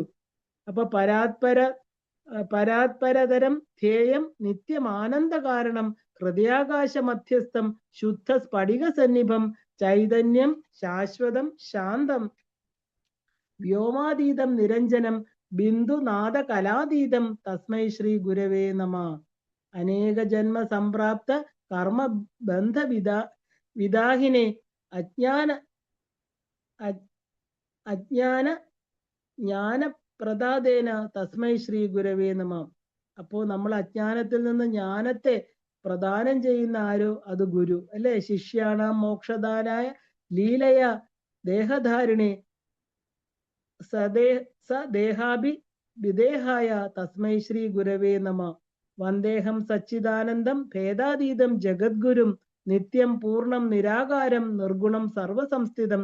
പരമമായിരിക്കണ ആ അനന്തവും പരമമായ ആനന്ദവും ഒന്ന് തന്നെയാണ് എന്ന് നമുക്കിവിടെ കാണിച്ചു തരികയാണ്. ആനന്ദം എന്നാൽ ആഹ്ലാദമില്ല, ആ ഒരു ഇല്ലായ്മ എന്നാണ് ശരിക്കും അർത്ഥം ഇല്ലേ. നന്ദ അനന്ത. ഇപ്പൊ നന്ദയുടെ വിപരീത ശബ്ദമാണ് ആനന്ദം. ഇപ്പൊ പരത്തിന്റെ ആനന്ദമായ ഭാവം പരമാനന്ദം. ഇപ്പൊ ആനന്ദം എന്നത് ലൗകിക ആധ്യാത്മിക തലങ്ങളില് ആ ഒരു അവസ്ഥാവിശേഷമാണ്. അപ്പൊ ഇന്ദ്രിയങ്ങളുടെ അനുഭവമാണ് മനസ്സിനുണ്ടാകുന്ന സന്തോഷം അല്ലെങ്കിൽ അത് നിർവൃതി. പക്ഷെ നിർവൃതിയാണ് നമ്മൾ ആനന്ദം എന്ന് പറയുന്നത് അല്ലെ. ഓരോ വ്യക്തികളുടെയും ആനന്ദം വ്യക്തിനിഷ്ഠമാണ്, വ്യത്യസ്തവുമായിരിക്കും. അനുഭവത്തിലൂടെ അല്ലാതെ വാക്കുകളിലൂടെ ആനന്ദത്തെ വിശേഷിപ്പിക്കാൻ നമുക്ക് സാധ്യമല്ല. ഭൗതിക ജീവിതത്തിൽ പലപ്പോഴും നമുക്ക് ആനന്ദത്താൽ കണ്ണ് നിറഞ്ഞ് ഒഴുകാറുണ്ടല്ലേ. മാത്രമല്ല ഒരാളുടെ ആനന്ദം മറ്റൊരാളില് നിന്ന് വിട്ടു നിൽക്കുകയും ചെയ്യും. ലൗകിക സന്തോഷങ്ങള് ശരീരവുമായിട്ട് ബന്ധപ്പെട്ടിരിക്കുമ്പോൾ ആധ്യാത്മിക ആനന്ദം എന്ന് പറയുന്നത് ശരീരിയുമായിട്ട് ഇല്ലേ, ദേഹിയുമായിട്ടാണ് ബന്ധപ്പെട്ടിരിക്കുന്നത്. അതാണ് ആത്മാവുമായിട്ടാണ് ബന്ധം എന്ന് പറയാൻ കാരണം. ഏതവസ്ഥയിലും ആനന്ദത്തെ നിർവചിക്കാൻ ആർക്കും സാധ്യമല്ല. ഇപ്പൊ ബ്രഹ്മത്തിന്റെ ഭാഗമായിട്ട് അദ്വൈത ദർശനത്തിൽ ഉപയോഗിക്കപ്പെടുന്ന പദം ആനന്ദം എന്നുള്ളതാണ്. തൈത്തരീയ ഉപനിഷത്തുകൾ പറയണു യഥോ വാചോ നിവർത്തന്റെ അപ്രാപ്യ മനസാ സഹ. യാതൊന്നിലാണോ മനസ്സോടുകൂടി വാക്കുകൾ എത്താതിരിക്കുന്നത് അഥവാ ഇല്ലാതാകുന്നത്, അങ്ങനെയുള്ള ബ്രഹ്മത്തിന്റെ ആനന്ദം അറിയുന്നവൻ ഒന്നിനെയും ഭയപ്പെടുന്നില്ല. ഇത് തന്നെയാണ് മനുഷ്യന്റെ പ്രാണമയ ശരീരത്തിലെ ആത്മാവ്. ഇതിന്റെ അനുഭവം ഒരു സാധകന് ഒരിക്കലും വിവരിക്കാൻ സാധ്യമല്ല. ആനന്ദം എന്ന് പറയുമ്പോൾ ആഹ്ലാദം, ആനന്ദം ഒന്നുമില്ലാത്തതാണ് ബ്രഹ്മം എന്ന് പറയണം. അപ്പോ ആ ഒരു ബോധസ്വരൂപമായിരിക്കുന്ന പ്രപഞ്ചം അതിന്റെ പരമമായ ആനന്ദ അവസ്ഥയിലാണ് എന്നർത്ഥം. അപ്പൊ ഈ അവസ്ഥയില് ശിവശക്തികളാണ് ആനന്ദ ഭൈരവനും ആനന്ദ ഭൈരവി എന്ന് പറയുന്നത്. അപ്പൊ ഇത് നമുക്കറിയാം, പഞ്ചദശി മന്ത്രത്തിന്റെ ഉപജ്ഞാതാക്കളാണ് അല്ലേ ആനന്ദ ഭൈരവ ഋഷി, ആനന്ദ ഭൈരവി ദേവിയായിട്ടിരിക്കുന്നത്. പ്രപഞ്ച പരിപൂർണ ആനന്ദ അവസ്ഥയിലാണെന്ന് പറയാൻ കാരണം ഇതുകൊണ്ട്. അമ്മ എവിടെയായിരിക്കുന്നത്? ആനന്ദമയ കോശം. ദേവിയുടെ ധ്വജ അടയാളം എന്താ? ആനന്ദം ഇല്ലേ. അങ്ങനെയുള്ള അതായത് അങ്ങനെ ഈ പറഞ്ഞ ആനന്ദാവസ്ഥയിൽ ഇരിക്കുന്ന ഒരു വസ്തുവിന് മാത്രമേ സ്വയം വൃത്തിപ്പെടാനും സൃഷ്ടികളെ ഉണ്ടാക്കാനും പറ്റുള്ളൂ. അപ്പൊ എല്ലാ സൃഷ്ടികളെയും ആ ഒരു സമമായി പരിപാലിക്കാനും സാധിക്കണം അല്ലെ.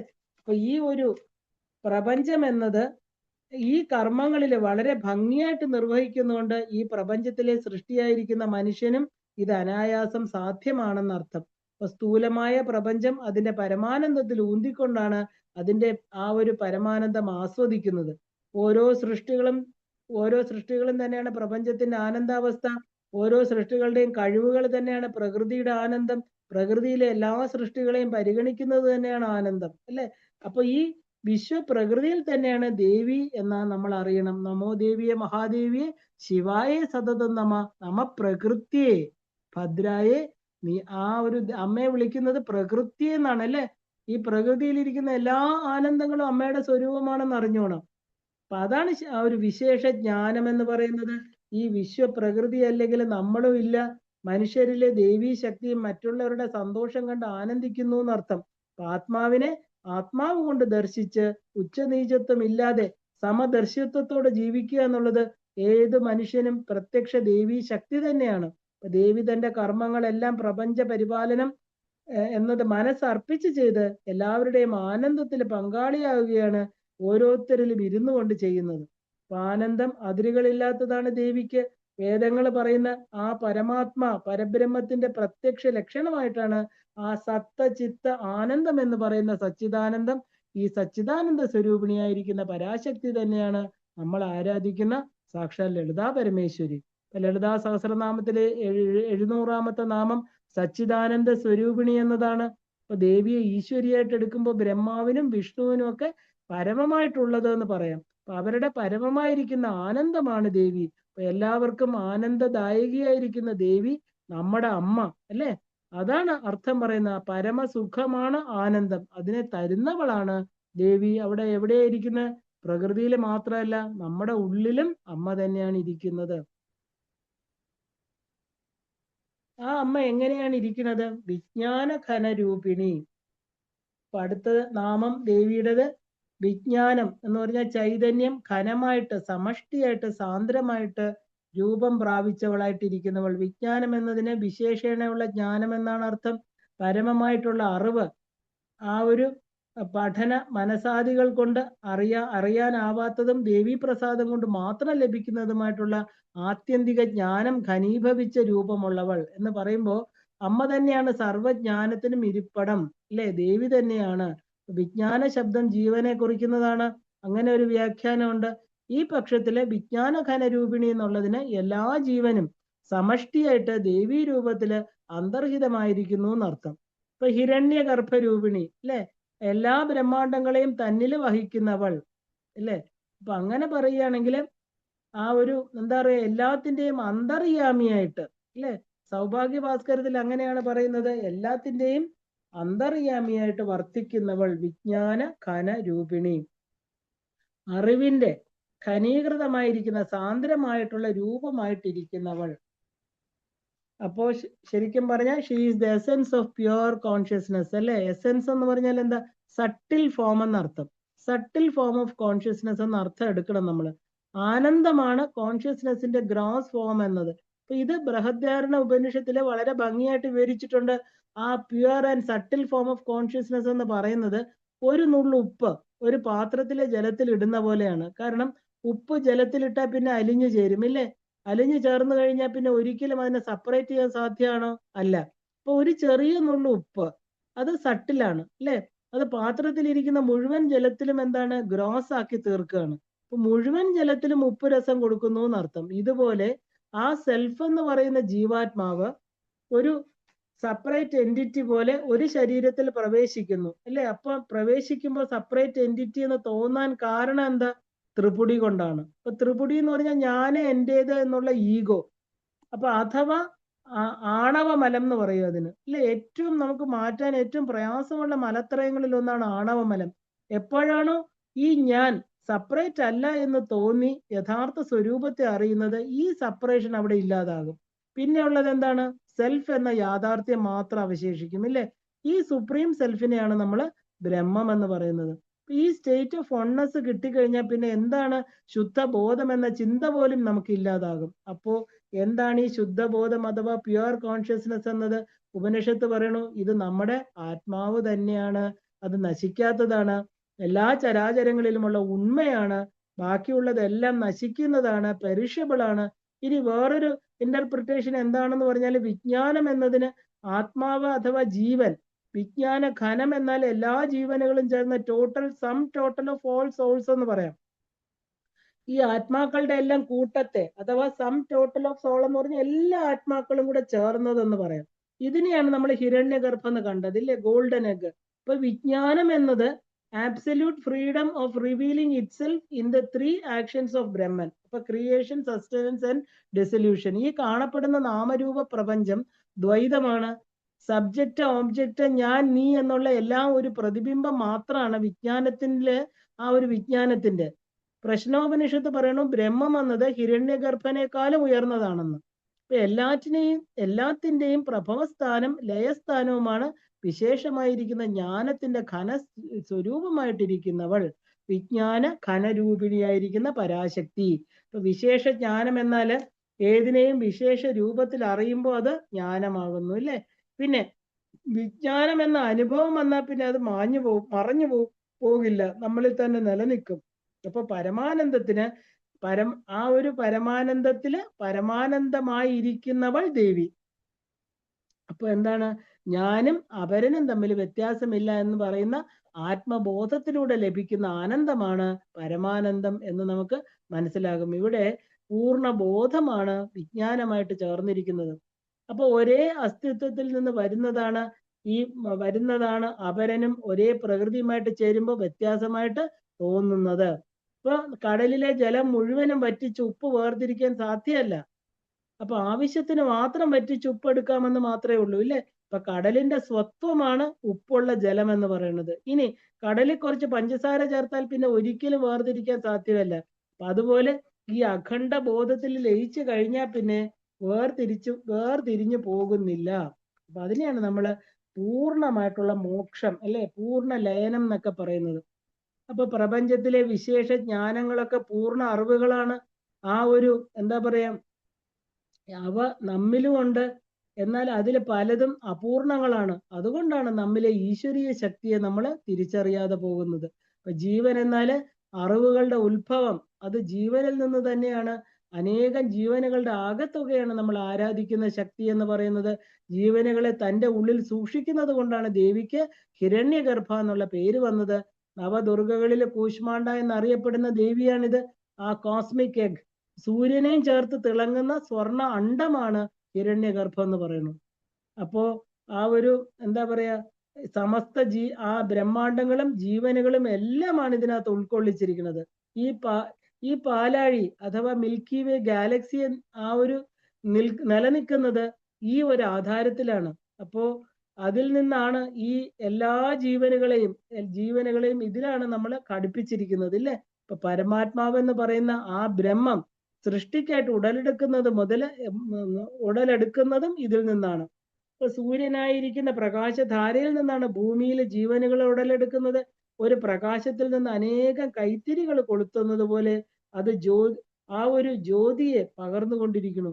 ഈ ആത്മജ്യോതിയാണ് നമ്മൾ തിരിച്ചറിയുന്ന ജ്ഞാനം എന്ന് പറയുന്നത് അല്ലെ. നമ്മുടെ ഉള്ളില് അഹം ജ്യോതി അല്ലെ, ജ്യോതിരശ്മി, ഞാൻ തന്നെയാണ് ജ്യോതി എന്ന് തിരിച്ചറിയണ സകലവും ഹിരണ്യഗർഭത്തിൽ ലയിച്ച് ശിവന്റെ ഉള്ളിൽ ലയിക്കുമ്പോൾ ആ ഒരു അനുകമ്പയോടെ മാതൃപ്രഭാവത്തോടെ ശക്തി ഉണർന്ന് പുറത്തേക്ക് വരുന്നു. പിന്നെ എല്ലാം തന്നെ ശക്തിയുടെ പ്രഭാവമാണ്. ശിവൻ ശക്തിയിലേക്ക് അലിഞ്ഞു ചേർന്ന് സൃഷ്ടിയുടെ പരിക്രമം വീണ്ടും തുടങ്ങുന്നു. അപ്പോ ഈ അറിവിനെ എന്താ പറയാ, മുഴുവനും പൂർണ്ണ രൂപത്തിലിരിക്കുന്ന വിജ്ഞാന ഘനരൂപിണിയായിരിക്കുന്ന ദേവി അല്ലെ. ഈ അറിവുകളെല്ലാം എവിടെയാ ഉള്ളത്? അമ്മയിലാണ്. ഇപ്പൊ സർവവ്യാപിയായിരിക്കുന്ന പ്രപഞ്ചം വിജ്ഞാനത്തിന്റെ ഉറവിടമാണ്. ഇത് നമ്മൾ അറിയേണ്ടതായിട്ടുണ്ട്.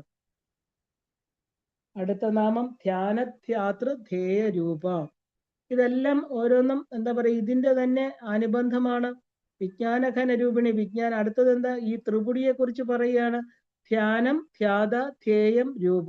അപ്പൊ ധ്യാനവും ധ്യാനിക്കുന്ന ആളും ധ്യാന വിഷയവും ഒന്നായി തീരുന്ന അവസ്ഥാരൂപമായിരിക്കുന്നവൾ.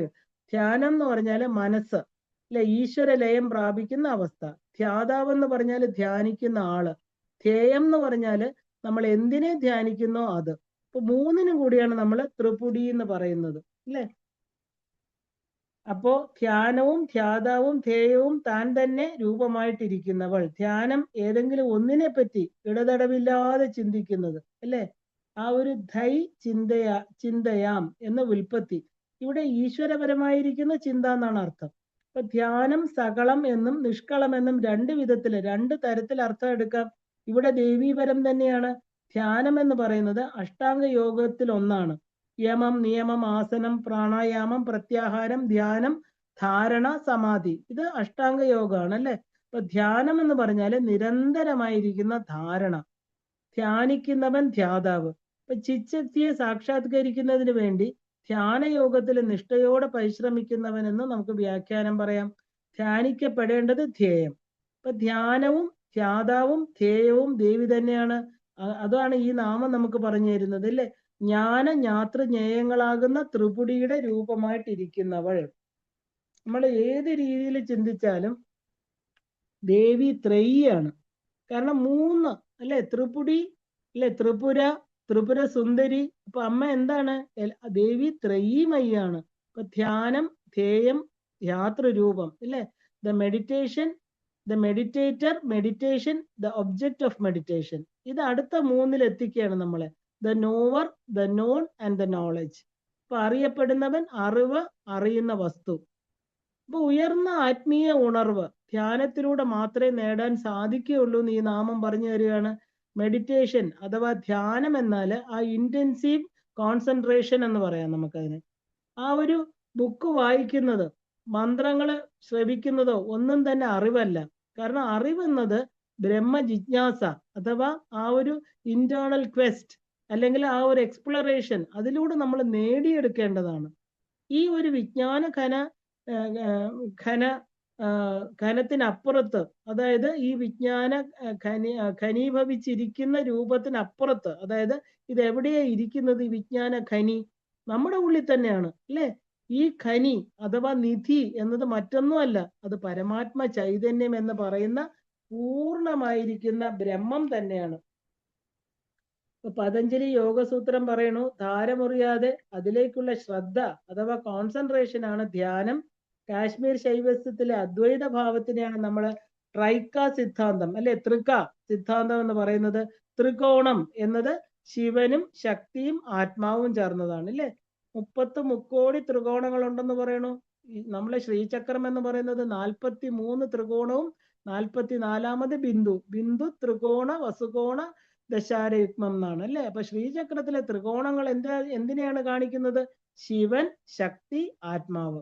അപ്പൊ മുക്തിയുടെ ആ ഒരു 4 അവസ്ഥകള്, സാലോക്യം, സാമീപ്യം, സാരൂപ്യം, കൈവല്യം. അപ്പൊ ഈശ്വരിയെ പൂജിക്കുമ്പോൾ, സദാ ദേവിയുടെ ലോകത്തിലിരുന്ന് പൂജിക്കുമ്പോൾ നമ്മൾ സാരൂപ്യമുക്തി. അമ്മയുടെ പേര് സദാ ഉച്ചരിച്ചു കൊണ്ടിരിക്കുമ്പോൾ സാമീപ്യമുക്തി. അമ്മയുടെ ഭക്തന്മാരോട് സംസാരിക്കുമ്പോൾ സാലോക്യമുക്തി, അതായത് ചിന്താമണി ഗൃഹത്തിൽ എത്തുന്നു എന്നർത്ഥം. പിന്നെ ആ ഒരു പിന്നത്തേത് മുക്തികളിൽ ഏറ്റവും ഉയർന്ന സായുജ്യമുക്തി. അതാണെങ്കിലോ ചരാചരങ്ങൾ അഖിലവും ദേവിയാണെന്ന് ചിന്തിക്കുമ്പോൾ ലഭിക്കുന്നത്. ഈ 4 മുക്തികളും എനിക്ക് തന്ന് അനുഗ്രഹിച്ച ദേവി എത്ര കരുണാമയിയാണ് എന്ന് ചിന്തിച്ച് നമ്മൾ ആ പാദങ്ങളിൽ ശരണാഗതി ചെയ്യണം അല്ലേ.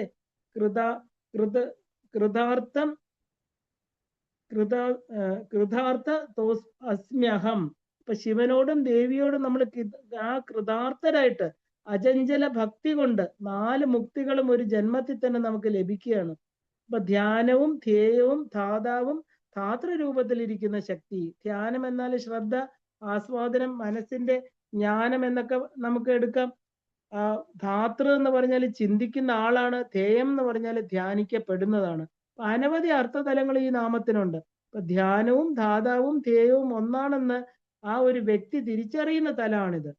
അപ്പോ ഞാൻ എങ്ങനെ ചിന്തിക്കുന്നു, എന്തിനെ പറ്റി ചിന്തിക്കുന്നു, എല്ലാം ഒന്നാണ്. ആ അവസ്ഥയിലെത്തുമ്പോ ഒന്നും മറ്റൊന്നിൽ നിന്ന് ഭിന്നമല്ല എന്നുള്ള സത്യം നമ്മൾ തിരിച്ചറിയും. അപ്പൊ 3 വശങ്ങൾ ഒരുപോലെയുള്ള ഒരു ത്രികോണം ഇല്ലേ, ഏത് വശത്തിനാണ് പ്രാധാന്യം എന്ന് പറയാൻ സാധ്യമാണോ? അല്ല. അതുപോലെ ഈ 3 മനുഷ്യരിൽ തന്നെയാണെന്ന് അർത്ഥം. അപ്പൊ ധ്യാനം എന്ന് പറയുമ്പോൾ ഒരു വസ്തുവിൽ തന്നെ മനസ്സർപ്പിച്ച് ഏകാഗ്രമായിട്ട് മനനം. അപ്പോഴാണ് ശരീരത്തെയും ആത്മാവിനെയും ബന്ധിപ്പിക്കുന്ന ഒരു പാലമിട്ടാണ് മനസ്സ് വർത്തിക്കുന്നത് ഇല്ലേ. അപ്പൊ ധ്യാനം പരിശീലിക്കുമ്പോൾ മാത്രമേ നമുക്ക് ലൗകിക വിഷയങ്ങളിൽ കലുഷിതമായിരിക്കുന്ന മനസ്സ്, ശൂന്യതയെ നമ്മൾ തിരിച്ചറിയുള്ളൂ. അപ്പൊ ശൂന്യതയിലെ നമുക്ക് തന്നെ അറിയാൻ സാധിക്കുന്നുള്ളൂ. ഏത് കാര്യത്തിലും വ്യക്തത വേണമെങ്കിലും മനസ്സ് ശൂന്യമായിരിക്കണം എന്ന് പറയുന്നത് അതുകൊണ്ടാണ്. അല്ലെങ്കിൽ ഏത് കാര്യവും മുൻവിധിയോടുകൂടിയായിരിക്കും നമ്മൾ സമീപിക്കുന്നത്. അപ്പൊ സാധന മുന്നോട്ട് പോകും തോറും മനസ്സ് ഇന്ദ്രിയങ്ങളുടെ പിടിയിൽ നിന്ന് മോചനം നേടാൻ തുടങ്ങും. അങ്ങനെ ധ്യാനത്തിന്റെ മൂർധന്യത്തില് പരമമായിരിക്കുന്ന ആനന്ദത്തെ തൊട്ടറിയും. അപ്പൊ ആ ഒരു ബുദ്ധിസത്തില് ആ ധ്യാന പ്രക്രിയയെ 5ആയിട്ട് ഭാഗിച്ചിട്ടുണ്ട്. വിതർക്കം, വിചാരം, പ്രീതി, സുഖം, ഏകാഗ്രത. വിതർക്കം എന്നാൽ സ്വീകരിക്കുക എന്നുള്ളതാണ്. അത് എവിടെ നിന്നും ആകാം. വിചാരം എന്നാൽ ആന്തരികമായിരിക്കുന്ന വ്യക്തത, അവ്യക്തതയെ മനനം ചെയ്ത് നമ്മൾ ആനന്ദിക്കുന്നു. ആ കിട്ടിയ അറിവിനെ സമചിത്തതയോടുകൂടി സൂക്ഷ്മതയോടെ വിനിയോഗിക്കണോ, അതാണ് പ്രീതി. ഇനി സുഖം എന്നാൽ അവ സത്തും അസത്തും എന്തെന്ന് വേർതിരിച്ചറിഞ്ഞ് നിർഗുണാവസ്ഥയിലുള്ള ആ ഒരു ആനന്ദം, അതിനെയാണ് നമ്മൾ ആനന്ദ ധ്യാനം. ആത്മാവിന്റെ ശുദ്ധതയാണ് ആനന്ദത്തിന് കാരണം. ഏകാഗ്രത എന്ന് പറഞ്ഞാൽ ഞാനും ആ പരമ ബ്രഹ്മ വസ്തുവും തമ്മിലുള്ള അഭേദമില്ലെന്നുള്ള അവസ്ഥ. ഈ ഏകാഗ്രതയിലാണ് ധ്യാതാവും ധ്യേയവും സമന്വയിക്കുന്നത്. അപ്പൊ ആ ഒരു ധ്യാനത്തില് ഏറ്റവും ഉയർന്ന തലം അല്ലേ. അപ്പൊ എന്ന് പറഞ്ഞാൽ എന്താണ്? ഈ 3 അവസ്ഥകളും അതിനെ കടന്നവള്, അതാണ് ദേവി. അപ്പൊ ഈ 3 അവസ്ഥകൾ എന്ന് പറഞ്ഞാൽ നമ്മളെ ശരീരത്തിൽ ഇരിക്കുമ്പം ആ ഒരു ഉള്ള അവസ്ഥയാണ് പറയുന്നത്. അപ്പൊ ധ്യാനത്തിലൂടെ നമ്മൾ എന്ത് വേണം? ശരീരബോധത്തെ അതിക്രമിക്കണു. ധ്യാനത്തിലൂടെ നമ്മുടെ സ്വത്വത്തെ അറിഞ്ഞ് അത് സ്വന്തമാക്കുമ്പോഴാണ് വ്യക്തിത്വം തിളങ്ങുന്നത് അല്ലേ. അതിനെയാണ് നമ്മൾ സെൽഫ് ആക്ച്വലൈസേഷൻ, സെൽഫിനെ കുറിച്ച് ആത്മീയ ബോധം, ആത്മാവിനെ കുറിച്ചുള്ള അറിവ്, അല്ലെ? അങ്ങനെയാണ് നമുക്ക് കിട്ടുന്നത്.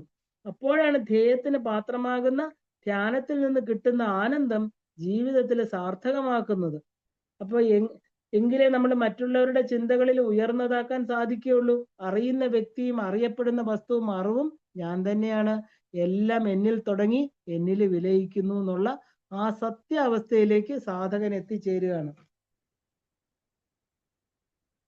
അപ്പൊ ധ്യേയരൂപ ധർമാധർമ്മ വിവർജിത. അപ്പൊ ഈ തലത്തിൽ എത്തിയ ഒരു വ്യക്തി എന്താണ്? ധർമ്മ അധർമ്മ വിവർജിത.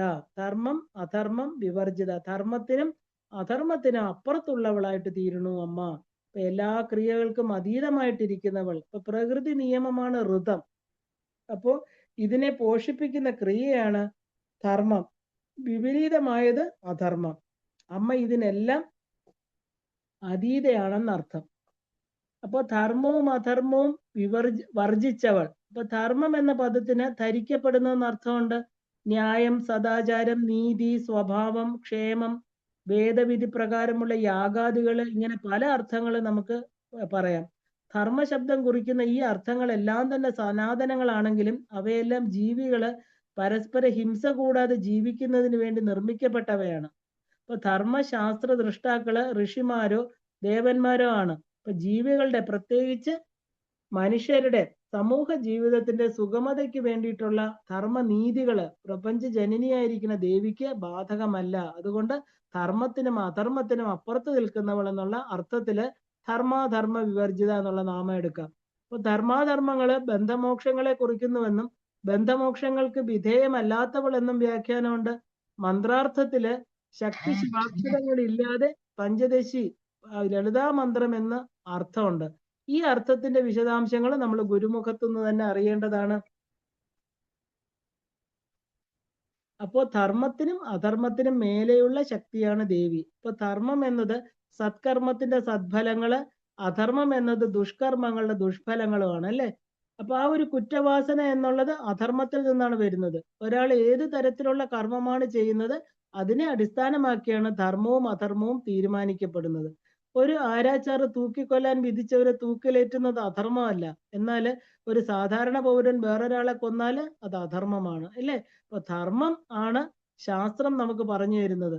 അപ്പൊ ശാസ്ത്രം പറയുന്ന ഈ ധർമ്മവും അധർമ്മവും എല്ലാം ഉണ്ടാകുന്നത് എവിടെ നിന്നാ? ത്രിഗുണങ്ങളിൽ നിന്നാണ്. അപ്പൊ ദേവി ഇതിന് മേലെ ആയതുകൊണ്ട് ഇതൊന്നും അമ്മയ്ക്ക് ബാധകമല്ല. ഇനി ധർമ്മത്തിന് വേറൊരു അർത്ഥം കൂടിയുണ്ട്. ആ ഒരു, ശരിക്കും പറഞ്ഞാല് റിലീജിയസ് അബ്സ്ട്രാക്ഷൻ, അല്ലെങ്കിൽ ആ ഒരു കോസിങ് ബോണ്ടേജ് എന്ന് പറയാം. ബോണ്ടേജ് അഥവാ മമത്വം അതിന്റെ വിപരീത പദമാണ്. ഇപ്പൊ ലിബറേഷൻ എന്ന് പറഞ്ഞാൽ എന്താ? അതിന്റെ ഓപ്പോസിറ്റ്. നമ്മളെ എന്താണോ ബന്ധിക്കുന്നത് അതിൽ നിന്നുള്ള മോക്ഷം. അപ്പൊ ഈ ബോണ്ടേജ്, ലിബറേഷൻ എല്ലാം ജീവാത്മാവിന് മാത്രമാണുള്ളത്. ബ്രഹ്മത്തിന്, അതായത് ശിവന് ഇതൊന്നും ബാധകമല്ല. ബ്രഹ്മം എന്നാൽ എന്താ? ആ ഒരു ആബ്സല്യൂട്ട് പ്യൂരിറ്റി എന്നർത്ഥം. ഇവിടെ ദേവിയെ ബ്രഹ്മസ്വരൂപിണിയായിട്ടാണ് കാണുന്നത്, അല്ലെ?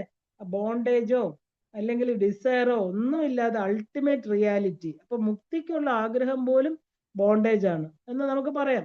അപ്പൊ ദേവിയില് പരിപൂർണ വിശ്വാസവും ഭക്തിയും ഉണ്ടെങ്കിൽ ഒന്നിനും കാക്ഷിക്കേണ്ട ആവശ്യമില്ല എന്നർത്ഥം. മോക്ഷം ഉൾപ്പെടെ ദേവിക്കറിയാം എന്താ ഇത് എപ്പോൾ തരണമെന്ന്. ഇപ്പൊ മുക്തിയും മോക്ഷത്തിനും വ്യത്യാസമുണ്ട്. കാരണം ആ ഒരു, എന്താ പറയാ, ആ ഒരു ഫൈനൽ മുക്തി എന്ന് പറഞ്ഞാൽ ഫൈനൽ ലിബറേഷൻ. ഇപ്പൊ ലിബറേഷൻ എന്നത് ജന്മങ്ങളിൽ നിന്നുള്ള ആത്മാവിന്റെ മുക്തിയാണ്. കാരണം പിന്നെ ഒരു ശരീരത്തിൽ വരാതെ ഇരിക്കുകയാണ്, അല്ലേ? അതിനെയാണ് മോക്ഷം എന്ന് പറയുന്നത്. എന്നാൽ ഈ മോക്ഷം എന്നത് സ്വർഗപ്രാപ്തിക്ക് ശേഷം, പുണ്യ അനുഭവത്തിന് ശേഷം വീണ്ടും ജന്മത്തിലേക്ക് വരുന്നുണ്ട്. അപ്പൊ ആത്മാവിന്റെ ആ ഒരു ട്രാൻസ്മൈഗ്രേഷൻ ആണിത്. അപ്പൊ ഇതിനർത്ഥം ആത്മാവ് പരിപക്വവും ശുദ്ധവുമായിട്ടില്ല, ബ്രഹ്മത്തിൽ ലയിക്കാൻ പാകമായിട്ടില്ല എന്നുള്ളതാണ്. കാരണം അതിന്റെ കർമ്മസഞ്ചയം തന്നെയാണ്. 256 നാമത്തിലെ വിശ്വരൂപം മുതൽ 274 നാമം വരെ ബ്രഹ്മത്തിന്റെയും ആത്മാവിന്റെയും വ്യത്യാസങ്ങള് ആണ് പറയുന്നത്. ഇപ്പൊ വാഗ്ദേവത പറയുകയാണിത്. അങ്ങനെ ധർമ്മങ്ങളെയും അധർമ്മങ്ങളെയും വിശേഷേണ വർജിച്ച ശക്തിയാണ് ധർമാധർമ്മ വിവർജിത എന്ന് പറയുന്നത്. അപ്പൊ ധർമ്മത്തിന് വേറൊരു നിർവചനം എന്താ പറയാ? ധാര്യതേ സർവം അനേന ഇതി ധർമ്മം. ഇതിന് ഏതൊന്നിലാണോ സർവവും ധരിക്കപ്പെട്ടിരിക്കുന്നത് അത് ധർമ്മം. ആ ധാരണ സാധാരണ മനുഷ്യൻ്റെതല്ല. ഒരു അണു മുതൽ എന്താ പറയാ, എല്ലാ പ്രപഞ്ച വസ്തുക്കളും ബ്രഹ്മാണ്ടങ്ങളും ബ്രഹ്മാവ് പര്യന്തമുള്ള സർവവും ഏതിലാണോ ധരിക്കപ്പെട്ടിരിക്കുന്നത്, എല്ലാവരും താന്താങ്ങളുടെ കർത്തവ്യങ്ങൾ നിർവഹിക്കുന്നത്, അതാണ് ധർമ്മം. ഇത് അറിഞ്ഞു പ്രവർത്തിക്കുന്ന മനുഷ്യനും ധർമ്മമുള്ളവനായിട്ട് മാറണു. വ്യാസ മഹർഷി പറയണു, സർവസ്വമായിരിക്കുന്ന ധർമ്മം എന്താണ് എന്ന് കേട്ടാലും കേട്ട് അനുവർത്തിക്കുകയും വേണം. തനിക്ക് എന്തൊക്കെ പ്രവൃത്തികളാണോ അഹിതമുണ്ടാക്കുന്നത് അത് അന്യർക്ക് ചെയ്യാതിരിക്കുക. നമ്മൾ ആചരിക്കുന്നത് മറ്റുള്ളവർക്ക് ദോഷമില്ലാതിരിക്കുക. ഈ കാര്യം ശ്രദ്ധിച്ചാൽ മതി, മറ്റൊന്നും ചെയ്യേണ്ടതായിട്ടില്ല. ഇപ്പൊ തന്റെ സുഖത്തിനായിട്ട് മറ്റൊരു സൃഷ്ടിയെ ദ്രോഹിക്കരുതെന്നർത്ഥം. അതാണ് ധർമ്മത്തിന്റെ മറ്റൊരു വശമായിരിക്കുന്ന അധർമ്മം. ഒരാളുടെ രണ്ട് കണ്ണുകളും പോലെ ധർമ്മവും അധർമ്മവും ഒരിക്കലും മുട്ടുന്നില്ല. ഇപ്പൊ ധർമ്മത്തെ അഞ്ച് വിധമായിട്ട് തരംതിരിക്കണു നമ്മൾ. വർണ്ണധർമ്മം, ആശ്രമധർമ്മം, വർണ്ണാശ്രമ ധർമ്മം, നൈമിത്തിക ധർമ്മം, ഗുണധർമ്മം. ഇപ്പൊ വർണ്ണധർമ്മം എന്ന് പറഞ്ഞാൽ ശ്രദ്ധയോടെ അക്ഷരങ്ങളോട് ചെയ്യുന്ന അനുചരണമാണ്. അക്ഷരം എന്നത് ദേവിമാരാണ്, അല്ലെ? വർണ്ണാശ്രമ ധർമ്മം എന്ന് പറയുന്നത് ജീവിതത്തിന്റെ ഓരോ ഘട്ടങ്ങൾക്കും നിഷ്ഠയോടെ അനുഷ്ഠിക്കുന്നതാണ്. ബ്രഹ്മചര്യം, ഗാർഹസ്ഥ്യം, വാനപ്രസ്ഥ്യം, സന്യാസം തുടങ്ങിയ 4 ആശ്രമങ്ങളാണ് മനുഷ്യൻ്റെത്, അല്ലെ? ഓരോ വയസ്സിലും മനുഷ്യൻ ഉണ്ടാകേണ്ട മൂല്യങ്ങളാണ് ഇവയെല്ലാം. ഇവ കൃത്യമായിട്ട് പരിപാലിക്കുന്ന അതിനെയാണ് വ്യക്തി വർണ്ണാശ്രമധാരി എന്ന് പറയുന്നത്. വർണ്ണങ്ങളെ 4ആയിട്ട് ഉപയോഗപ്പെടുത്തണം. കാരണം യജനം, അധ്യയനം, അധ്യാപനം, ത്രാണനം. അപ്പൊ അങ്ങനെ നൈമിത്തിക ധർമ്മം എന്നാല് ജീവിത കാലഘട്ടത്തിൽ അനുഷ്ഠിക്കേണ്ടതായ, യാദൃച്ഛികമായി വന്നു ചേരുന്നത് ഉൾപ്പെടെ അനുഷ്ഠിക്കേണ്ടതായിട്ടുള്ള കർമ്മങ്ങൾ. അപ്പൊ ഗുണധർമ്മം എന്ന് പറഞ്ഞാല് ഓരോരുത്തരുടെയും ഗുണങ്ങൾക്കനുസരിച്ചുള്ള കർമ്മം ആചരിക്കണം. അങ്ങനെ ധർമാധർമ്മങ്ങളെ നിശേഷം വർജിച്ചവളാണ് ദേവി. അപ്പൊ ദേവി എന്ന സത്യം ശരീരത്തിലോ ആത്മാവിലോ ഒതുങ്ങി നിൽക്കുന്ന ഒന്നല്ല. അപ്പൊ പ്രപഞ്ച ജ്യോതിസാണ്, പരബ്രഹ്മമായിരിക്കുന്ന സത്ത്, ഇല്ലേ? ശരീരം നശിച്ചു പോകും, ആത്മാവാണ് ആധാരം, ഇല്ലേ? അത് നമ്മൾ അറിയണം. ശരീരം ഉണ്ടെങ്കിലേ ആത്മാവുള്ളൂ. അപ്പൊ വെളിച്ചം അറിഞ്ഞാലേ ഇരുട്ടിനെ നമുക്ക് അറിയാൻ സാധിക്കൂ. അതുപോലെ ധർമ്മത്തെ അറിഞ്ഞാലേ നമ്മൾ അധർമ്മത്തെ അറിയുന്നുള്ളൂ. അനഘയായിരിക്കുന്ന ദേവിക്ക് ധർമാധർമ്മങ്ങളൊന്നുമില്ല. ധർമ്മസ്വരൂപിണിയായിരിക്കുന്ന ദേവിയുടെ നാരായണ ദശാകൃതിയിലെ അവതാരമാണ് ശ്രീരാമൻ എന്ന് പറയുന്നത്. അപ്പൊ ഈ ഒരു നാമത്തിൽ തന്നെ ദേവിയുടെ എല്ലാ കാര്യങ്ങളും പറയുന്നുണ്ട്, അല്ലേ? ആ ധർമ്മം അധർമ്മം അങ്ങനെ ഇരിക്കുന്ന ദേവി ആരാണ്? വിശ്വരൂപ. 256 നാമമാണ് വിശ്വൻ. അതായത് വിശ്വം രൂപമായിട്ടിരിക്കുന്നവൾ. അമ്മ രൂപമില്ലാത്തവളായിട്ട് പ്രപഞ്ചമാകെ അകവും പുറവും വ്യാപിച്ചു നിൽക്കുന്നു, അല്ലേ? ഒരു വസ്ത്രത്തിൽ ഊടും പാവും പോലെ എല്ലാം അമ്മ തന്നെയാണെന്ന് നമ്മൾ കണ്ടു. അപ്പൊ പ്രപഞ്ചം തന്നെയാണ് അമ്മയുടെ രൂപം എന്ന് പറയണം. വിശ്വൻ ജീവാത്മാവാണ്, അതിൽ വസിക്കുന്നവൾ വിശ്വരൂപ. അപ്പൊ പരമാത്മാവ് ജീവാത്മാവിന്റെ ഉള്ളിൽ വസിക്കുന്നു. യോഗികൾക്ക് ദർശനം നൽകുമ്പോൾ ആ ഒരു മാനവാകൃതിയിൽ ദർശനം നൽകണമെന്ന് അർത്ഥം. വിശ്വൻ എന്നത് ആത്മാവാണ്, അതിന്റെ രൂപത്തിൽ ദർശനം നൽകുന്നവളാണ് വിശ്വരൂപ. അപ്പൊ വിശ്വം പ്രപഞ്ചം, അതായത് പ്രപഞ്ചത്തിന്റെ രൂപത്തിൽ ഇരിക്കുന്നവൾ. അപ്പൊ പ്രപഞ്ചത്തിനെ നമ്മൾ എങ്ങനെയാണ് വണങ്ങേണ്ടത് നമ്മൾ കണ്ടു, അല്ലേ? ആ ഒരു യാദേവി സർവഭൂതേഷു, എല്ലാവരുടെ എന്താ മാതൃരൂപേണ സംസ്ഥിത. നമ്മൾ പ്രപഞ്ചത്തെ അതുപോലെ നമോദേവിയെ ആ ഒരു ശിവായെ സതതം നമ പ്രകൃതിയെ ഭദ്രായ എന്ന് പറയുന്നിടത്ത് നമ്മൾ പ്രകൃതിയായിട്ടാണ് ദേവിയെ കാണുന്നത്. അതായത് പ്രകൃതിയിൽ നിന്ന് ദേവി അഭിന്നയല്ല, പ്രകൃതി ദേവി സ്വരൂപം തന്നെയാണ്. അതുകൊണ്ടാണ് പ്രകൃതിയെ വന്ദിക്കൂ, പ്രകൃതി നമുക്ക് ഫലം തരും എന്നൊക്കെ പറയുന്നത്. ഇപ്പൊ വിശ്വത്തിന് ആധാരമായിരിക്കുന്ന ശക്തി, അല്ലെ? ആ ഒരു ധർമ്മീഭൂതമായിരിക്കുന്ന അന്യരൂപവും ഉള്ളവൾ. അപ്പൊ ഈ സൗഭാഗ്യ ഭാസ്കരത്തിൽ ഇങ്ങനെയാണ് പറയുന്നത്. കാരണം അത് എല്ലാത്തിനും ആധാരമായിട്ടിരിക്കുന്നത് വിഷ്ണു പുരാണത്തിൽ നിന്നാണ് എടുത്തിരിക്കുന്നത്. കാരണം ദേവി ഭാഗവതത്തിലെ ബാലരൂപത്തിലെ വടപത്രത്തിൽ ശയിക്കുന്ന വിഷ്ണുവിനോട് ദേവി തന്നെ അരുളി ചെയ്യുന്നത് എന്താണ്? സർവം ഖൽവിതം ഏവാഹം ജ്ഞാന്യദസ്തി സനാതനം എന്ന ശ്ലോകം. അതായത് ഇവിടെ എല്ലാം ഞാൻ തന്നെയാണ്, വേറെ ഒന്നുമില്ല. സനാതനം എന്ന് പറഞ്ഞാൽ ഒരിക്കലും ശാശ്വതമായിരിക്കുന്നത്.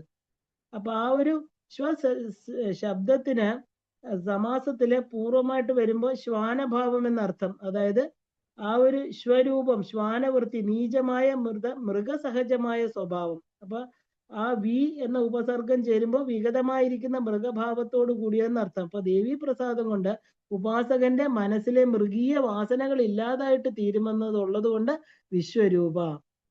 ഇപ്പൊ ത്വക്ക്, രക്തം, മാംസം, കൊഴുപ്പ്, അസ്ഥി, മജ്ജ, ശുക്ലം എന്ന 7 ചേർന്ന സ്ഥൂല ദേഹത്തില് അഭിമാനിക്കുകയും അതാണ് താനെന്ന് ധരിക്കുകയും ചെയ്യുന്ന പിണ്ടാണ്ടസ്ഥമായിരിക്കുന്ന ആത്മചൈതന്യത്തെയാണ് നമ്മൾ വിശ്വൻ എന്ന പേരിൽ പറയുന്നത്. അപ്പൊ വിശ്വന്റെ സ്വരൂപത്തോട് കൂടിയവളും ആരാണ്? ദേവി തന്നെയാണ് അല്ലെ. അപ്പൊ ഈ നാമത്തിന് മന്ത്രപരമായിട്ടുള്ള അർത്ഥങ്ങളും പലതും ഉണ്ട്. അപ്പൊ ഈ എന്താ പറയുക, ഈ നാമം മുതൽ 19 നാമങ്ങള് ആത്മാവും ബ്രഹ്മവും തമ്മിലുള്ള വ്യത്യാസമാണ് പറയണമെന്ന് നമുക്ക് മനസ്സിലാക്കേണ്ടതായിട്ടുണ്ട്. കാരണം വിശ്വരൂപ എന്നാല് പ്രപഞ്ചരൂപിയായിരിക്കുന്ന ശക്തി, അതായത് ഓംനി പ്രസന്റ്. ഈ നാമം ബ്രഹ്മത്തിന്റെ നാനാവിധ നാമരൂപങ്ങൾ അഥവാ പ്രകൃതിയെ കുറിച്ചാണ് പറയുന്നത്. 250 നാമം പഞ്ചബ്രഹ്മ സ്വരൂപിണി എന്നതില് ഈ പ്രപഞ്ചത്തിന്റെ സൃഷ്ടിയെ കുറിച്ച് വിശദമായിട്ട് നമ്മൾ പഠിച്ചു ഇല്ലേ. അപ്പൊ ബ്രഹ്മം എന്നത് വിവിധ നാമരൂപങ്ങളിൽ എല്ലാ ചരാചരങ്ങളിലും വസിക്കുന്നു. അപ്പൊ ആദ്യമായിട്ട് നമ്മൾ കാണുന്ന ബാഹ്യപ്രപഞ്ചത്തെ നോക്കിയാല് ആ ഒരു കോസ്മോസ് അല്ലെ, പ്രപഞ്ചം എന്ന് അത് തന്നെയാണ് നമ്മൾ കോസ്മോളജി എന്ന് പറയുന്നത് അല്ലെ, പ്രപഞ്ചത്തെ കുറിച്ചുള്ള പഠനം. അപ്പൊ ഈ വേദിക് കോസ്മോളജി നമ്മളോട് പറയുന്നത് എങ്ങനെയാണ്? ആധ്യാത്മിക തലത്തില് ഈ പ്രപഞ്ചത്തെ അറിയുന്നത് എന്താണ്? ഇന്നത്തെ ശാസ്ത്ര നിരീക്ഷണങ്ങളെ കൊണ്ട് വളരെ ഭംഗിയായിട്ട് വേദങ്ങൾ അത് കാണിച്ചു തരുന്നുണ്ട്. സനാതന ധർമ്മം ആദ്യം മുതൽ പറഞ്ഞിരുന്നത് ഭൂമി ഗോളാകൃതി എന്നാണ്. ഇപ്പൊ പാശ്ചാത്യർ അത് ഭൂമി പരന്നതാണ് എന്നാണ് വിശ്വസിച്ചിരുന്നത് അല്ലേ. ഇപ്പൊ പുരാണത്തിലെ ഒരു കഥ പറയുകയാണെങ്കിൽ ദേവന്മാരുടെ രാജാവായിരിക്കുന്ന ഇന്ദ്രൻ ഒരിക്കല് വിശ്വകർമാവിനോട് അതീവ ബൃഹത്തും മനോഹരവുമായിരിക്കുന്ന ഒരു കൊട്ടാരം നിർമ്മിക്കാൻ ആവശ്യപ്പെട്ടുവെന്നും വിശ്വകർമാവ് കൊട്ടാരം നിർമ്മിച്ച് തളർന്ന് ഭഗവാനോട് സഹായം ആവശ്യപ്പെട്ടുവെന്നും ഭഗവാൻ വിഷ്ണു ഇന്ദ്രന്റെ മുമ്പിൽ പ്രത്യക്ഷപ്പെട്ട് ചോദിച്ചു, അങ്ങ് എത്ര വിശ്വകർമാവുമാരെയാണ് ഈ കൊട്ടാരം നിർമ്മിക്കാൻ നിയോഗിച്ചിരിക്കുന്നത്? ഇന്ദ്രൻ പറഞ്ഞു, ഞാൻ ഒന്നേ ഉള്ളൂ, അതുപോലെ വിശ്വകർമാവും ഒന്നേ ഉള്ളൂ എന്നാണ് എൻ്റെ ധാരണ. ഭഗവാൻ ചിരിച്ചുകൊണ്ട് തന്റെ യോഗമായയെ കൊണ്ട് ഭൂമിയിൽ നിന്ന് ഉറുമ്പുകളെ സ്വർഗത്തിലേക്ക് കൊണ്ടുവന്നുവെന്നും വരിവരിയായി വന്ന ഉറുമ്പുകളെ കൊണ്ട് അത്ഭുത ശബ്ദനായി നിന്ന് ഇന്ദ്രന്റെ മുന്നില് ഭഗവാൻ പ്രത്യക്ഷപ്പെട്ട് പറഞ്ഞു. പിന്നീട് ഇപ്പൊ ഇന്ദ്രനോട് ഭഗവാൻ പറഞ്ഞു, ഇന്ദ്രനെ സദാ ആ ഇന്ദ്ര പദവി എങ്ങനെയാണ് ഉണ്ടായത് ഇല്ലേ, കാരണം അതിന് കാരണം എന്താണെന്ന് ചോദിക്കുകയാണ്. അപ്പൊ ഭഗവാൻ ഒരു വിചിത്ര രൂപം ധരിച്ച മഹർഷി പ്രത്യക്ഷപ്പെട്ടു അവിടെ. അദ്ദേഹത്തിന്റെ ശിരസില് ഒരു വൈക്കോൽ അഥവാ ഒരു ഉണങ്ങിയ പുല്ലുകൊണ്ടുള്ള ഒരു മെത്തയും മാറിലൊരു വട്ടത്തിൽ രോമം ഉണ്ടായിരുന്നു. അതിൽ ചില രോമങ്ങൾ കൊഴിഞ്ഞു തുടങ്ങിയിരുന്നു. ഇന്ദ്രൻ ആരാണ് ഇദ്ദേഹം എന്ന് തിരക്കി. അപ്പോ ചോദിച്ചപ്പോ അറിയുന്നത് ആ ഒരു മഹാത്മാവായിരിക്കുന്ന ലോമ മഹർഷിയാണ് എന്നാണ് പറഞ്ഞത്. അപ്പൊ പുരാണ പ്രസിദ്ധമായിരിക്കുന്ന ലോമ മഹർഷി ദീർഘായുസ് എന്ന് പറഞ്ഞാല് ചിരഞ്ജീവികൾക്കുള്ളതുപോലെയുള്ള ആയുസ്സാണ് ഉണ്ടായിരുന്നത് അദ്ദേഹത്തിന്. അപ്പൊ അദ്ദേഹത്തിന്റെ നെഞ്ചിലുള്ള ഒരു രോമം ഇന്ദ്രന്റെ ആയുസ് കഴിയുമ്പോൾ ആണ് പൊഴിയുന്നത്. അതാണ് രോമങ്ങൾ കൊഴിഞ്ഞ മാറിലെ വട്ടം. അപ്പൊ എൻ്റെ ശിഷ്യര് പറയും നല്ല മാളിക പണിഞ്ഞു തരാമെന്ന്, പക്ഷെ അവരുടെ ആയുസ് വളരെ കുറവാണ്. അതുകൊണ്ട് ഈ പുല്ലുകൊണ്ടുള്ള മെത്ത തലയിൽ കൊണ്ട് നടക്കുന്നു. മഴയിൽ നിന്നും വെയിലിൽ നിന്നും രക്ഷ നേടുക മാത്രമല്ല, ആവശ്യം വരുമ്പോൾ തറയിൽ വിരിച്ച് കിടക്കുകയും ചെയ്യും. ഇന്ദ്രൻ തലകുനിഞ്ഞു. കാരണം ഇത്രയും ആയുസ്സുള്ള മഹർഷി പറയണു, ശരിക്കും പറഞ്ഞാൽ ആ ലൈഫ് വളരെ ടെമ്പററി ആണ് അല്ലേ, ക്ഷണികമായിരിക്കുന്നതാണ് നമ്മുടെ ജീവിതം എന്ന് മനസ്സിലാക്കി കൊടുക്കുകയാണ്. ഞാനാകട്ടെ വലിയ മാളിക പണിയുന്നു. ഏത് ജീവിയെ സംബന്ധിച്ചും കാലം എന്നത് ഒരു ഒഴുക്കാണ്. അപ്പൊ എല്ലാം സമയത്തിന് വിധേയമാണെന്ന് അർത്ഥം. ഇന്ദ്രനും ത്രിമൂർത്തികൾക്കും എല്ലാം അത് ബാധകമാണ്. പണ്ട് നമ്മൾ വിശ്വസിച്ചിരുന്ന പാശ്ചാത്യ മതം അനുസരിച്ച് ഭൂമിയാണ് എല്ലാ സൃഷ്ടിയുടെയും മധ്യത്തിലെന്നായിരുന്നു. സൂര്യനാണ് ഭൂമിയെ ചുറ്റുന്നത്. എന്നാൽ ഗലീലിയോ തന്റെ ആ ഒരു ഗലീലിയൻ ടെലസ്കോപ്പിലൂടെ തെളിയിച്ചു ഗ്രഹങ്ങളെല്ലാം സൂര്യന് ചുറ്റുമാണ്, വട്ടത്തിൽ കറങ്ങിക്കൊണ്ടിരിക്കുകയാണെന്ന് അല്ലെ, വൃത്തത്തിലാണ് അത് കറങ്ങുന്നത്. പിന്നെ കണ്ടുപിടിച്ചു സൂര്യനും ക്ഷീരപഥത്തിനും ആ ഒരു മിൽക്കി വേ ഗാലക്സിയിലൂടെ സഞ്ചരിക്കുന്നു എന്ന്. മറ്റ് ഗാലക്സികളും ഇതുപോലെ തന്നെ സഞ്ചരിക്കുന്ന സത്യം അനേക വർഷങ്ങൾക്ക് മുമ്പ് നമ്മുടെ ഇവിടെ വേദങ്ങൾ എഴുതി വെച്ചിരുന്നു. വേദങ്ങൾ പറയണു 7 ലോകങ്ങള്, 5 മണ്ഡലങ്ങള്, 3 ത്രിലോകങ്ങളുണ്ടെന്നും ചന്ദ്രമണ്ഡലം അഥവാ ചന്ദ്രലോകം അത് ഭൂമിക്ക് ചുറ്റും, അതായത് ഭൂലോകം കറങ്ങിക്കൊണ്ടിരിക്കുന്നുവെന്നും ഭൂമണ്ഡലത്തിലും സദാ സൂര്യനും കറങ്ങിക്കൊണ്ടിരിക്കുന്നുവെന്നും സൂര്യന്റെ ലോകത്തെ സുവർലോകം എന്നാണ് അറിയപ്പെടുന്നത്. അന്തരീക്ഷം സൂര്യന്റെ ഭൂമിയുടെയും ഇടയ്ക്കുള്ള ഭുവ എന്ന് പറയുന്നതാണ് എന്നും ഭുവ സുവ എന്നതാണ് ആദ്യത്തെ ത്രിലോകം. ഇനി സൂര്യനും ആ ഒരു പരമേഷ്ടി ലോകത്തിനും ചുറ്റും കറങ്ങുന്നുണ്ട്. ഈ ലോകത്തെയാണ് നമ്മൾ ജനലോകം എന്ന് പറയുന്നത്. സുവയ്ക്കും ജനയ്ക്കും ഇടയ്ക്കുള്ള അന്തരീക്ഷമാണ് മഹർലോകം. ഇനി പരമേഷ്ടി മണ്ഡലം എന്നത് സ്വയം ഭൂമണ്ഡലത്തിന് ചുറ്റിത്തിരിയുന്നുണ്ട്. ഈ പരമേഷ്ടി ലോകം ബ്രഹ്മലോകം എന്നറിയപ്പെടുന്നു. ഇടയ്ക്കുള്ള അന്തരീക്ഷമാണ് തപ. ഇങ്ങനെയുള്ള ജന മഹാതപയാണ് അടുത്ത ത്രിലോകങ്ങള്. ഇങ്ങനെ 7 ലോകങ്ങള്, 5 മണ്ഡലങ്ങള്, 3 ത്രിലോകങ്ങള്, ഇതുപോലെ താഴോട്ട് 7 ലോകങ്ങൾ. അതിനെ നമ്മൾ നരകങ്ങൾ എന്ന് പറയുന്നു. അത് തലം, ആ നരകം എന്ന് പറയുന്ന തലങ്ങളാണ് ഇതെല്ലാം. അതലം, വിതലം, സുതലം, രസാതലം, തലാതലം, പാതാളം. ഇങ്ങനെ നമ്മള് ആ ഒരു വിശ്വം എന്ന് പറയുന്നത് അനേകം യൂണിവേഴ്സസ് അല്ലെ, ആ ഒരു യൂണിവേഴ്സസ് ചേർന്നതാണ്. ഓരോ ബ്രഹ്മാണ്ടത്തിനും ഓരോ ബ്രഹ്മാവ്, ഒരു രുദ്രൻ, ഒരു വിഷ്ണു എന്ന കണക്കിനുള്ളതാണ്. അപ്പൊ ഇവിടെ 100 ബില്യൺ സ്റ്റാർസ് ആണ് നമ്മുടെ ഗാലക്സിയിൽ ഉണ്ടെന്ന് പറയുന്നു, ഇല്ലേ? സയൻസ് പറയുന്നതാണിത്. ഇത് 100 മില്യൺ ഗാലക്സീസ് ഉണ്ടെന്നും പറയുന്നുണ്ട്. അപ്പൊ അങ്ങനെ എണ്ണിയാൽ ഒടുങ്ങാത്ത അത്രയും ഭുവനങ്ങളാണുള്ളത്. അപ്പൊ നമ്മുടെ ആ ഒരു ഭൂമി എന്ന് പറയുന്നത് ഈ ബ്രഹ്മാണ്ടത്തിലെ ബ്രഹ്മാവിനാണ് 4 തലകളുള്ളത്. അപ്പൊ ഈ ഒരിക്കലും ബ്രഹ്മാവ് വിഷ്ണുവിനെ കാണാൻ വന്നു. ആ ഒരു ദ്വാരപാലകരോട് പറഞ്ഞു, ബ്രഹ്മാവ് വന്നിരിക്കുന്നു, വരട്ടോ എന്ന് അനുവാദം ചോദിക്കാൻ. അപ്പോ ഭഗവാൻ വിഷ്ണു ചോദിച്ചു, ഏത് ബ്രഹ്മാവെന്ന്. അപ്പോ സനകാദികളുടെ പിതാവായിരിക്കുന്ന ബ്രഹ്മാവെന്ന് ബ്രഹ്മൻ പറഞ്ഞു.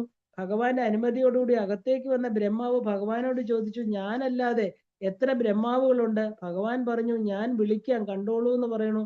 പല ബ്രഹ്മാണ്ടങ്ങളിൽ നിന്ന് 10, 100, 1000, 10,000, ലക്ഷം, 10 ലക്ഷം കോടി തലകളോട് കൂടിയ ബ്രഹ്മാക്കന്മാരെ കണ്ട് ചതുർമുഖനായിരിക്കുന്ന ആ ഒരു ബ്രഹ്മാവ്, ഇല്ലേ? ബ്രഹ്മാണ്ടങ്ങൾ, ഈ വന്നവരൊക്കെ അവരുടെ ബ്രഹ്മാണ്ടങ്ങൾ എത്ര വലുതായിരിക്കും എന്ന് ചിന്തിക്കാൻ പോലും സാധ്യമല്ലാതെ പാഹിമാം പാഹിമാം എന്ന് പറഞ്ഞ് വിഷ്ണുവിനെ ശരണാഗതി ചെയ്തു എന്ന് കഥ. ഭഗവത്ഗീതയിൽ 8ാം അധ്യായത്തിൽ ഭഗവാൻ തന്നെ പറയുന്നുണ്ട്, ഒരു ദിവസം ബ്രഹ്മാവിന്റെ ഒരു കൽപ്പം എന്ന് പറയുന്നു 4 മഹായുഗങ്ങൾ ചേർന്നത് ഒരു പകലാണ്. ഇതുപോലെ തന്നെയാണ് സമയം, രാത്രി, അല്ലെ?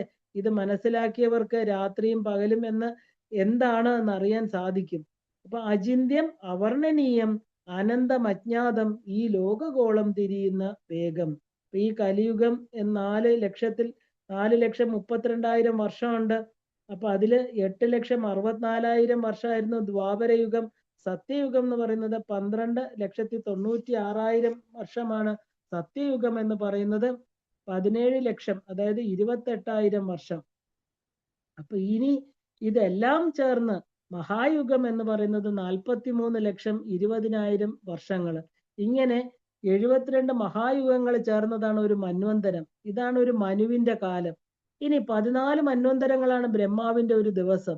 ഈ ദിവസത്തില് അനേകം ചതുർയുഗങ്ങളാണ് കടന്നു പോകുന്നത്. ഇതിൽ ഏറ്റവും വലിയ ടൈം യൂണിറ്റ് എന്ന് പറയുന്നതാണ് ബ്രഹ്മാവിന്റെ ഒരു ദിവസം എന്ന് പറയുന്നത്. ആ 4,320,000,000 ഇയേഴ്സ് ആണ്. ബ്രഹ്മാവിന്റെ ഒരു ദിവസത്തിന്റെ അവസാനം ഭാഗികമായിട്ടുള്ള പ്രളയം ഉണ്ടാകുമെന്ന് പറയുന്നു. ഇപ്പൊ ഭൂമിയും ചില ഊർധ്വ ലോകങ്ങളും മുഴുവനായിട്ട് ലയിക്കുന്ന സമയമാണിത്. അപ്പൊ ബ്രഹ്മാവിന്റെ മുഴുവൻ ആയുസ്സും തീരുന്നതിനെയാണ് നമ്മൾ മഹാപ്രളയം എന്ന് പറയുന്നത്. 100 ദിവസമാണ് ബ്രഹ്മാവിന്റെ ആയുസ്. അപ്പൊ ഈ കൽപ്പങ്ങൾ ചേർന്ന ഒരു വയസ്സിൽ നിന്ന് 100 വയസ്സാണ് ബ്രഹ്മാവിൻ്റെത്. ഇതൊരു ബ്രഹ്മാവിന്റെ കഥ. അപ്പൊ ഈ അതായത് മറ്റനേകം മെറ്റീരിയൽ യൂണിവേഴ്സസ്, ഇല്ല, ഇതുപോലെയുള്ള ബ്രഹ്മാക്കന്മാരുണ്ടെന്ന് പറയണു. എല്ലാം ചേരുമ്പോ ആ ഒരു 1/4 ഓഫ് ഗോഡ്സ് ക്രിയേഷൻ ആവും, ഇല്ലേ? എന്നാലും ഇനി 3/4 ബാക്കിയുണ്ട്, ഇല്ലേ? അതാണ് ഈ 3/4 ഈശ്വരന്റെ ധാമം എന്ന് പറയുന്നത്. അപ്പൊ മായയെ അതിക്രമിച്ച് നിൽക്കുന്നതാണിത്. ഇതാണ് പൂർണ്ണ ബ്രഹ്മം ഇവിടെ.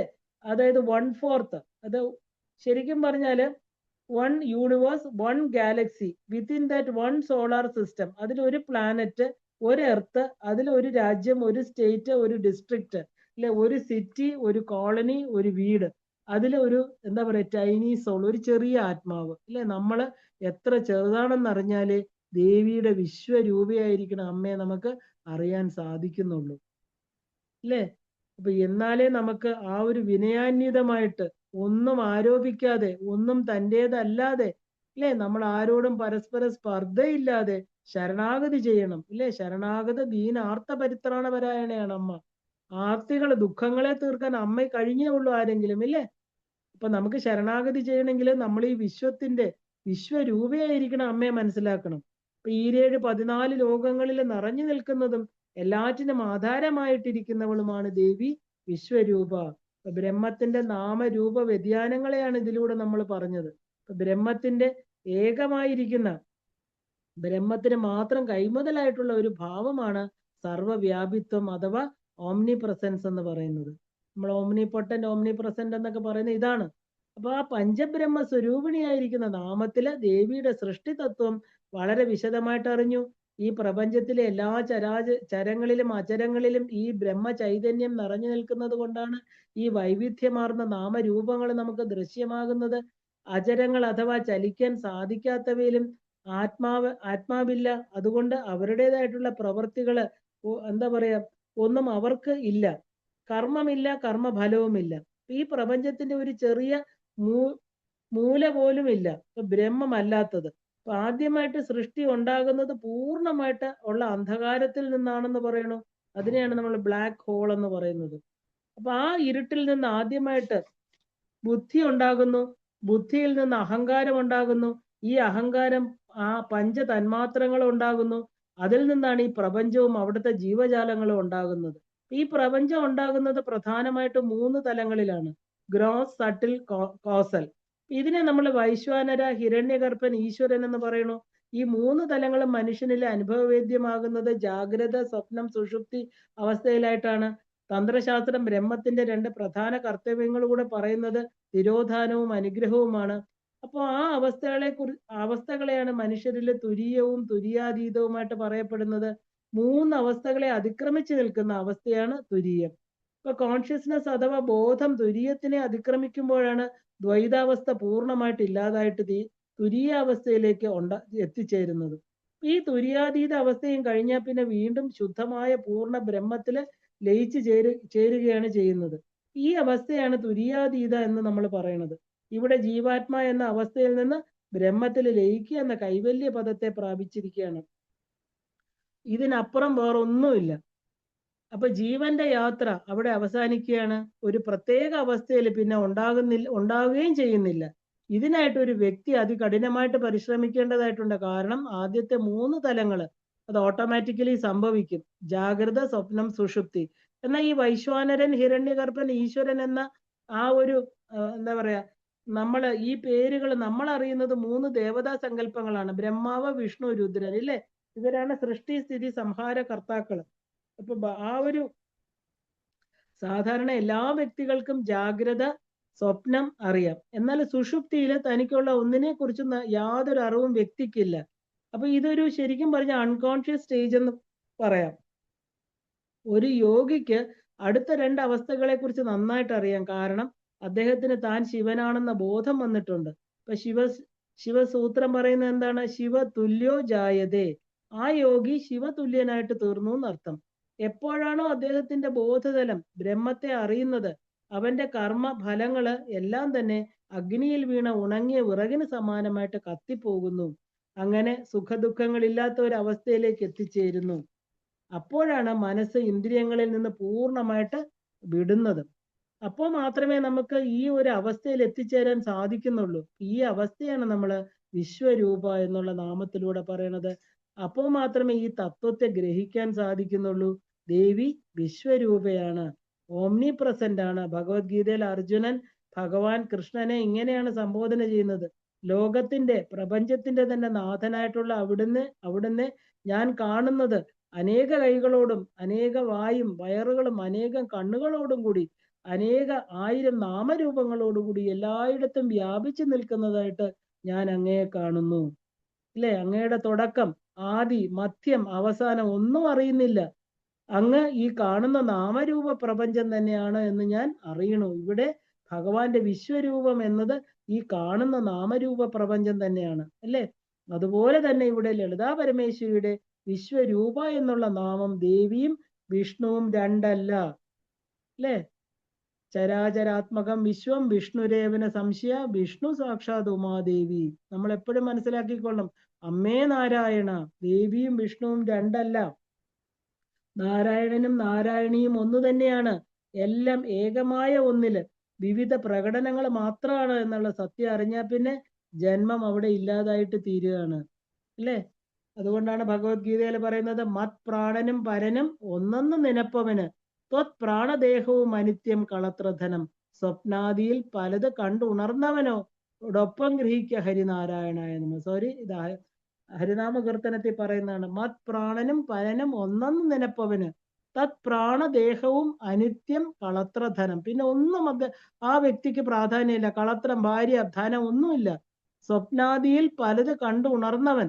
നമ്മൾ സ്വപ്നത്തിൽ പല പല സ്വപ്നങ്ങൾ കാണുന്നുണ്ടല്ലേ? ആ അങ്ങനെ ഉണർന്ന ഒരു വ്യക്തിയോടൊപ്പം ഗ്രഹിക്ക ഹരി നാരായണായ നമ. അപ്പൊ ഈ സത്യത്തെ അറിയുന്നവനാണ് എന്താ പറയാ, ഈ സത്യം അറിയണം. ഈ സത്യം അറിയണമെങ്കിൽ എന്ത് വേണം? വിശ്വരൂപിയായിരിക്കണം, അല്ലെ? ഹിരണ്യഗർഭയായിരിക്കണം, നമ്മുടെ ആത്മചൈതന്യമായിരിക്കണം, നമ്മുടെ ഉള്ളിലിരിക്കുന്ന സാക്ഷാൽ ലളിതാ ത്രിപുര സുന്ദരി എന്ന് പറയുന്ന നമ്മുടെ ആത്മസ്വരൂപിണിയായിരിക്കണം, അല്ലെ? ജഗദംബികയായിരിക്കണം. ആ ലളിതാ പരമേശ്വരിയുടെ പാദപത്മത്തില് ശരണാഗതി ചെയ്തെങ്കിൽ മാത്രമേ നമുക്കിത് എന്തെങ്കിലും സാധ്യമാവുള്ളൂ. കാരണം എത്ര മനുഷ്യ പ്രയത്നം എന്ന് പറയുന്നത് എത്ര ചെയ്താലും ഈശ്വരാനുഗ്രഹം എന്നുള്ളത് അതിലും മുകളിലാണ്, അല്ലെ? അമ്മയുടെ അനുഗ്രഹം ഉണ്ടെങ്കിൽ സാധിക്കാത്തതായിട്ട് ഒന്ന് ഒരു നൊടിയിടയിൽ ഈ ഒരു ബോധം നമുക്ക് കൈവരും, സംശയമില്ല. നമുക്ക് എന്താ പറയുക, ഈ നാമങ്ങൾ ഇനിയും തുടർന്ന് കാണേണ്ടതായിട്ടുണ്ട്, അല്ലെ? 91 നാമങ്ങളാണ് പഞ്ചബ്രഹ്മ സ്വരൂപത്തിലുള്ളത്. നമുക്ക് ഇനിയും തുടർന്ന് കാണാം. ഇന്ന് ഇവിടെ നിർത്തുകയാണ്. ഭക്തിം ഭാഗ്യം യശജ്ഞാതിം വിദ്യാബുദ്ധിം ശ്രീയമ്പലം ആയുഷ്യം മുക്തി ആരോഗ്യം ദേഹിമേ പരമേശ്വരി. എല്ലാവർക്കും ശ്രീമാത്രേ നമഃ.